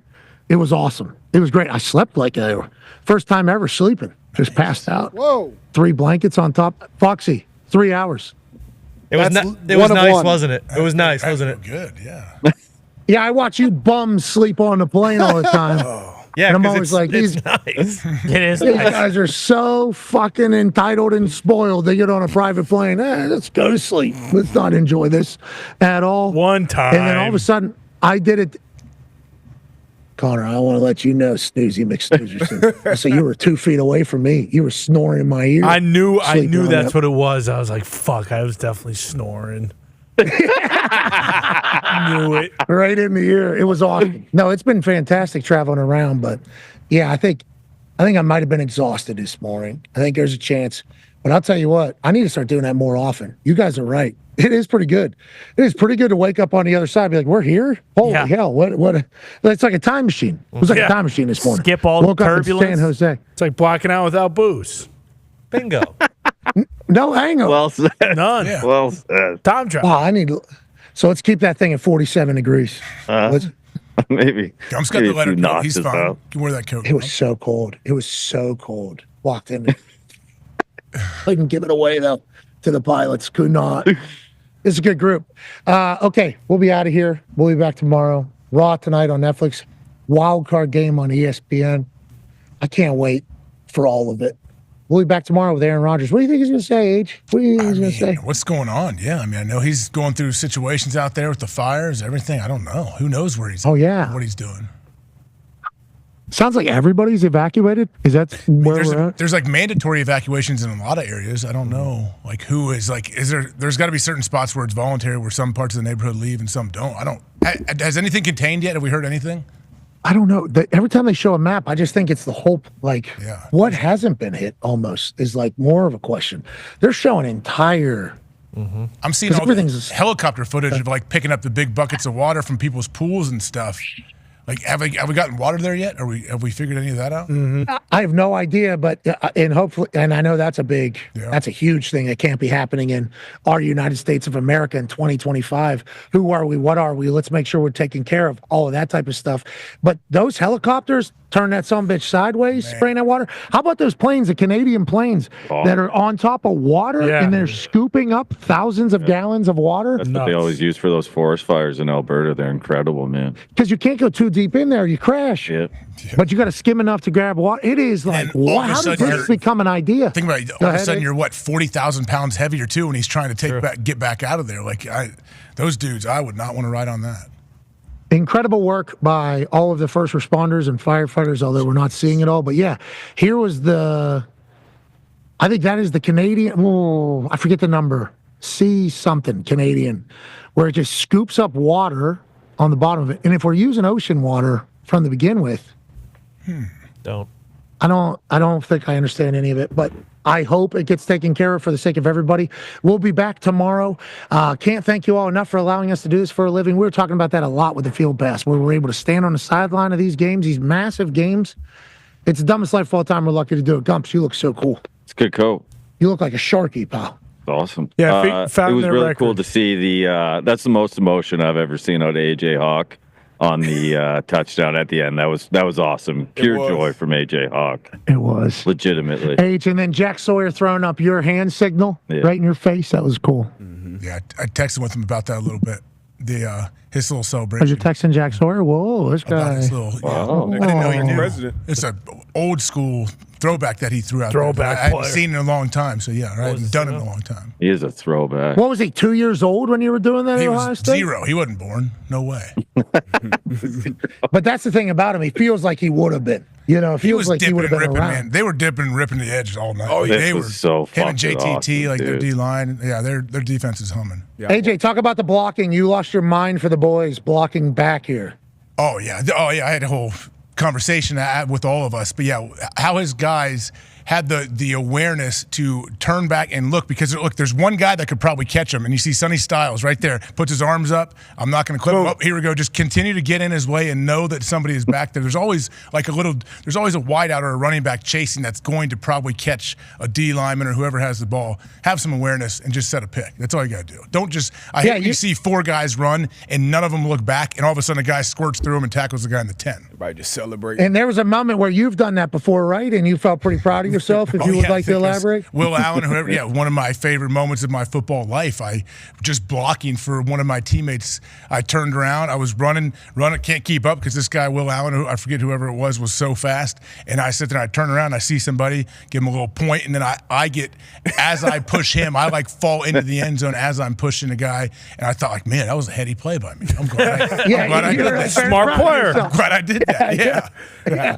Hey, look, there's no way I was going to catch him, but he might have, but I could get this in. little guy would have definitely outran me and got up there, so I'm glad I turned around. Yeah. That is heady football. That's heady football.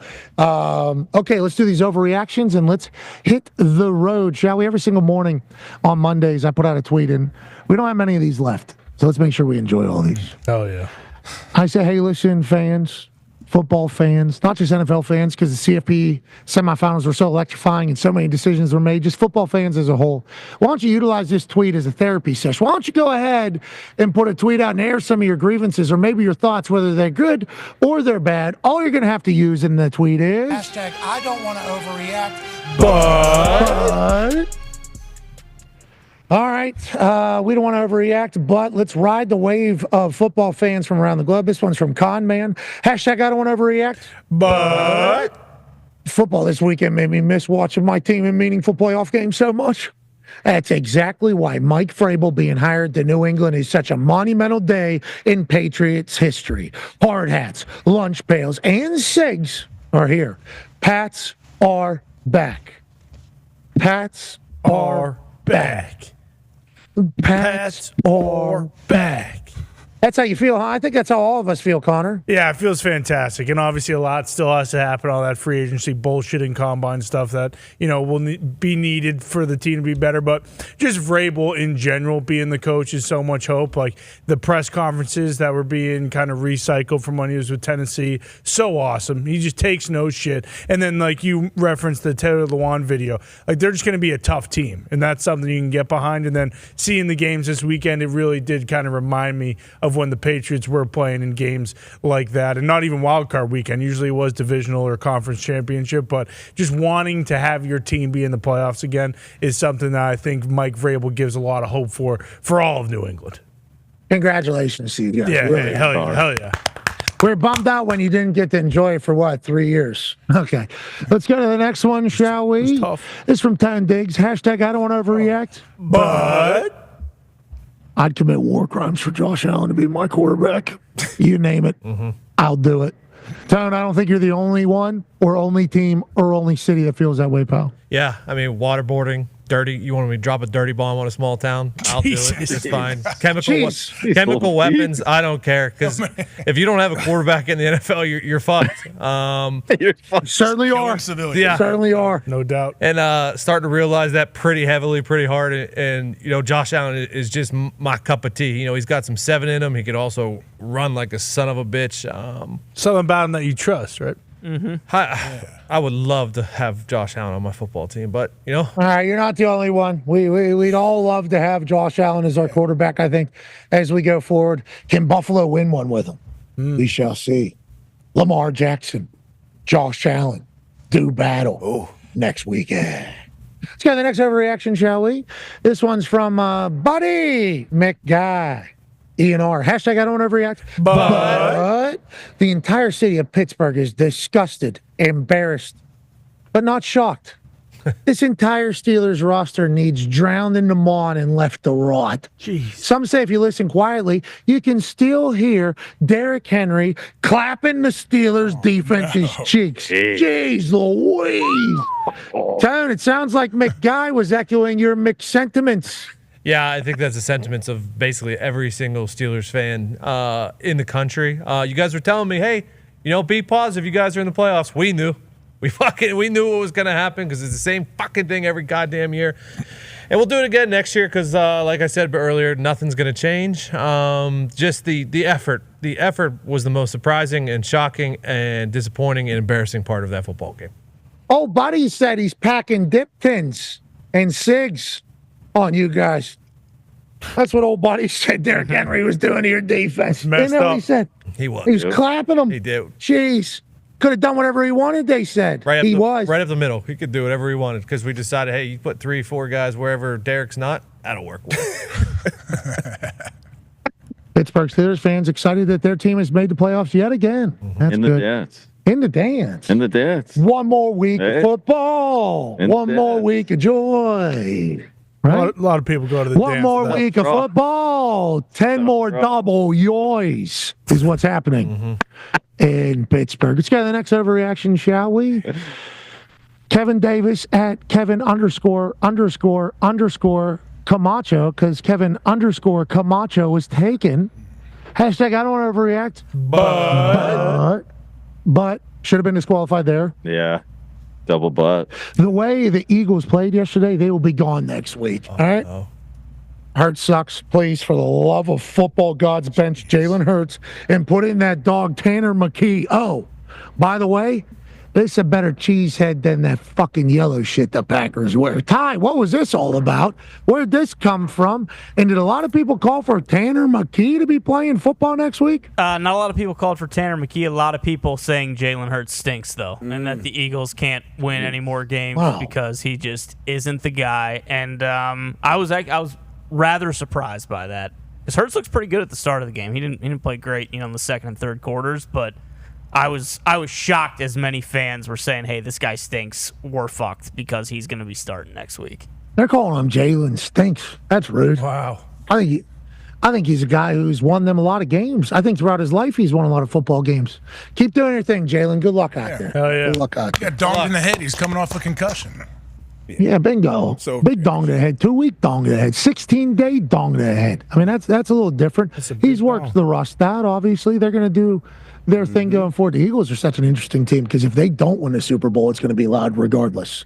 They win another game, who cares? They win another game, who cares? They lose in the Super Bowl, Philadelphia's going to be loud about that team as a whole. Jalen doesn't have to do much. Their defense is unbelievable. Lights out. So good. Lights out. Blankenship flies around. We were talking about that before. Sure tackle. Yeah, sure tackle. They lost He is exciting, isn't he, D-Bud? He is very exciting white, but they lost to Kobe Dean for the rest of the playoffs. I think he had a patella injury, and he has been a dog this year alongside of Zach Bond. They had some tackling issues once he left the game, too, as far as leverage-wise go. But I think definitely overreaction with Jalen Hurts.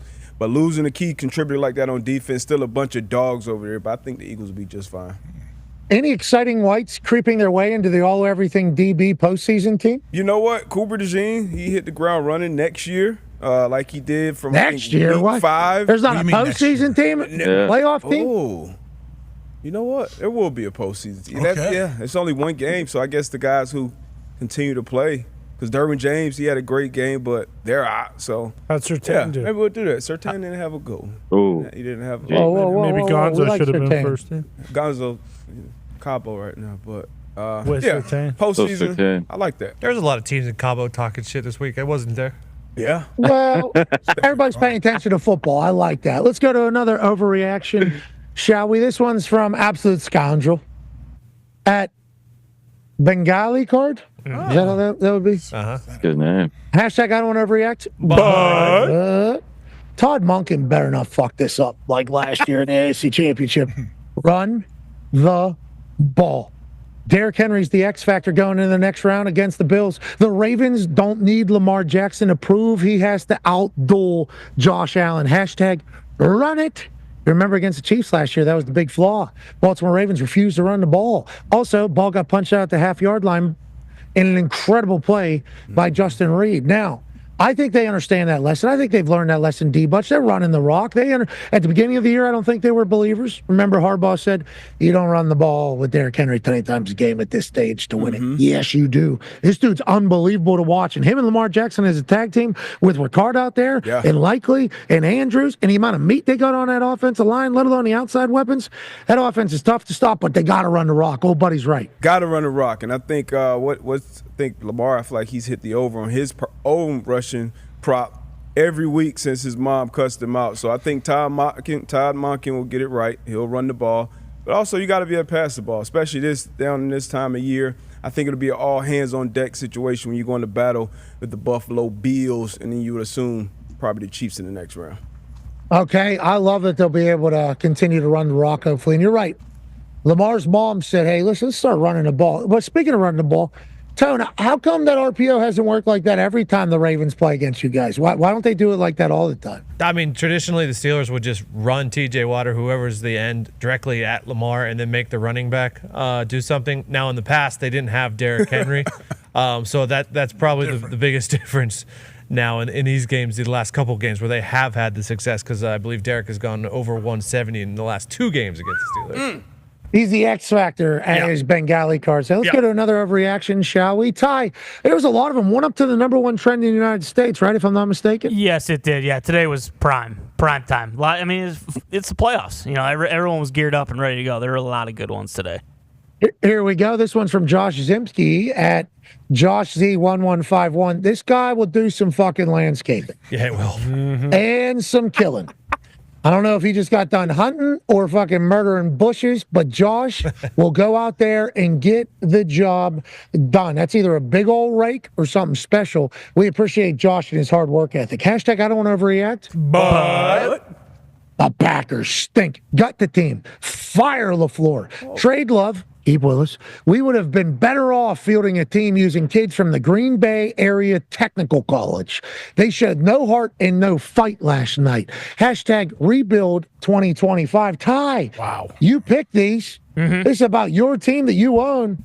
Is this how Packers fans are feeling? I thought we were about a year away. I didn't know we were gutting the whole thing and starting over again with Malik Willis. Yeah, I don't think that's going to happen. They just paid Jordan Love $55 million, so I think it's safe to say he will be sticking around. A lot of people want him to be traded or cut or whatever. The floor thing is interesting because all year we were talking about how good he was doing, scheming up the offense and especially winning with Malik Willis when Jordan Love wasn't healthy. But he kind of just doesn't show up in big games. Hasn't in the last couple of years. Seems to get outcoached quite a bit. And again, I said it in the first hour. Like, it sucks when they waste that good of a defensive effort from because those are so few and far between. But yeah, I mean, there's 3 or 4 position groups that they need to spend some money. They're going to have money for the first time in a long time because Rodgers' contract is finally off the books. So. I don't think they're going to be gutting the team. I think it's safe to say that they're probably just going to. I mean, again, you can make as many excuses as you want. They're still, the youngest roster in the NFL. So hopefully one more year and Love not, thinking he has to throw a 90-yard touchdown every single time he drops back to pass. Like that probably serve him pretty well next year. All right, good. That'll be maturity. That happens as you go. The last time Packers won a Super Bowl, they had a top 5 defense or something like that? That's the stat? Correct. That was the last time they had a top 5 defense as well, I think. Hawker. Nice job, AJ. That guy was leader of it. AJ Hawk. That guy was had some monsters. Packers Had some monsters up front, some monsters in the back end. That guy Gumps. Yeah. And in the middle. Absolute dog. Point at him, Gumps. Jack Sawyer. I'm pointing the other way. Point at him. Yep, there you go. No, yeah, there you go. There you go. You Gumps got it. There we go. Nailed it. Gumps got it. Yep. All right. You did it. You nailed it. It was that guy, though. Was Hawker. OH. I.O. Of course. Okay. Oh, yeah. Remember he left one. He circled back. I circled back. It. I circled back. Yeah, smart. We're in the middle of a fucking national championship run. Need it. Let's not leave any ducks on the pond. 4 more quarters. That's right. 4 more games. Now we're down to 4 more quarters. What are the boys got? Captain Jack and boys ready to go. Let's go to another overreaction, shall we? It's from JTB at JTB1012. Looks like he's a Texans fan. Hashtag I don't want to overreact. But I was wrong. CJ fraud? Nah, dummy. CJ Stroud. He is the next big thing. And this Texans defense swarming. Herbie had 4 interceptions. 4. His worst game of his career. Hey, we coming for the Chiefs. We slaying the Dragon, says JTB. I'd like to have a conversation with him in real life. Sounds like he's a bit electrifying. Sure. We doing this, we doing that. Do we feel like that's accurate, Age? We think the Texans maybe have a chance to go on a run, maybe go slay the Dragon that is the back-to-back Super Bowl champions over there in Arrowhead? Well, I would imagine if they would find a way to beat the Chiefs in the Chiefs' house, then yeah, that would give them the momentum, the boost, the juice that they need to make a run. But I just don't see them beating the Chiefs here. I think the Chiefs coming off the bye, we had Trav on earlier, like those guys seem to be doubting. They were in full pads last week. They'll be in full pads again this week. Like Andy Reid, I don't think will let those guys relax or feel comfortable ever. Okay, we're excited to see if that's true. Let's go to another overreaction, shall we? This is from Christian Boy Hamilton at Hamilton Pro 4. This guy's a fucking pro. Bolts fan. Go boat. Go boats. Go boat. Boat chop. Go boats. Go boats. Hashtag I don't overreact. But Liam Cohen should be named Bucks head coach by the time the program is going live. He brought this team back to life while Bowles has been slowly killing it for years now. We narrowly win our shaked division every year just for that mindless idiot to fuck it up. What? What is he talking about? A couple fumbles, a miscommunication between center and quarterback. Mike Evans won ham yesterday. It's fun to watch him kind of do his thing. But yeah, they lose a playoff game at home, the only one of the year of the weekend. Dumps. 3rd and 6, game on the line, only sent 3.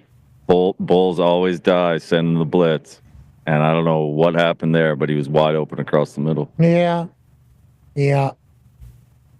I would like to be the person that just, states the obvious, which I think Kyle Brandt was trying to do yesterday with Lil Wayne. I think he could have done it a little different way, but the way he did is, I've not watched enough of the Tampa Bay Buccaneers this year to understand if Todd Bowles has fucked this one up or not. But Mike Evans got another 1,000 yards. His halftime interview didn't do him any favors. What did he say? He was talking about left and right, and he didn't really know what was going on. It was tough. It was a bunch of gibberish. Clock management. It was a bunch of gibberish. Oh, they're saying they're the Succaneers? Is that what they're saying? That's what they're saying. Mm-hmm. Man, that's not cool. I like the Buccaneers. That's a good name. Todd Baker had a Bowles great Ram truck. Oh, what? Baker did ram truck Bobby Wagner. Yeah, legit. He ram trucked Bobby Wagner, Baker did. Would Collinsworth call him All all night a disruptor or a Collinsworth continued to come back to what he called Baker a disruptor, I believe, or something like that. And he actually made Tirico say it one time. He said, because he is and they paused for like 3 seconds. Trigger said, disruptor? I don't know if it's disruptor or not. It was a word like that. How about Tirico losing his shit when that kick goes in? Yeah. I mean, he was going bonkers. Boy. Hey, way to show that. We like that, Tirico. We like a little emotion. Oh, yeah, Mike. All right, let's go to the next overreaction, shall we? Got 2 left. This one's from @GJN. @GJN15. Hashtag I don't want to overreact. But this Chargers team got exposed. Sure, Herbert had the worst game of his career, but it doesn't help when his supporting cast are a bunch of circus clowns. And get that fatso Greg Roman off the team. Wow. On to next year. Hashtag bolt up. I think on to next year is the right idea. I think they were ahead of schedule here. They got rid of a lot of people. Culture is implemented. I love what they are doing down there in Los Angeles, legitimately, for the Chargers. Can't wait to see what they do next year. And last overreaction here from Jack Lau @LawJack6. Hashtag I don't want to overreact. But the Commanders are a team of destiny this year, and the doink heard around the world encapsulated it. Commander in clutch Jaden Daniels put the cape on again last night and showed why he's the rookie of the year. Time to bite kneecaps on Saturday night, man. Hashtag raise hail. You think about the Hail Mary deflection. You think about the doink in to win in Wildcard weekend. You think about the change of ownership. Maybe it is the football god saying, hey, this team has been starving. This fan base has been yearning for this since they were named the football team? No. Before that. Before that. I don't remember before that. Oh, yeah. The Redskins. This team has been yearning for that, and they're getting it. They are fun to watch. Jaden is immaculate, and the new ownership seemingly representing in a fashion of we're going all in here to win, and their fans deserve it. All right, we're going to get the hell out of here. Cookie and Magic are going to be there on Saturday night as well. And Detroit's going back home. Yeah, back in Michigan for Cookie and Magic. Heard the announcement, so that's going to be taking place. Commanders are rolling, as are any team that is still alive in the playoffs, both in the NFL and college. And tonight, will it be Minnesota or will it be Los Angeles? We shall see. All right, we can't thank you enough for allowing us to do this for a living. You're the greatest people on earth. Thank you so much. We're living a very dumb life right now. We don't know what day is which. And I'm saying we because I'm acting like I'm speaking for everybody. I'm definitely speaking for myself. If I'm not speaking for you boys, go ahead and say something. We don't know what day of the week it is. We have no idea what is next, but we do know that in the moment that we're in, we're the luckiest group of dumbass motherfuckers on earth. Thank you all so much for allowing us to do this for a living. Let's continue to enjoy the ride because we have no idea what's going to happen tomorrow. Be a friend, tell a friend something nice that might change their life. We're in this thing together. Boys, great work. AJ, thank you for traveling. D-Butch, see you tomorrow. Boys, see you tomorrow. Hell yeah. Good luck tonight. Yeah, crush it. Yeah. Raw on Netflix, 8 p.m. Eastern. Vikings, Rams, ESPN, ABC, 8 p.m. Eastern. You got a tablet, you got a phone. Let's enjoy it all. Be a friend, tell a friend something nice that might change your life. Team on me, team on 3. 1, 2, 3. Team. Goodbye.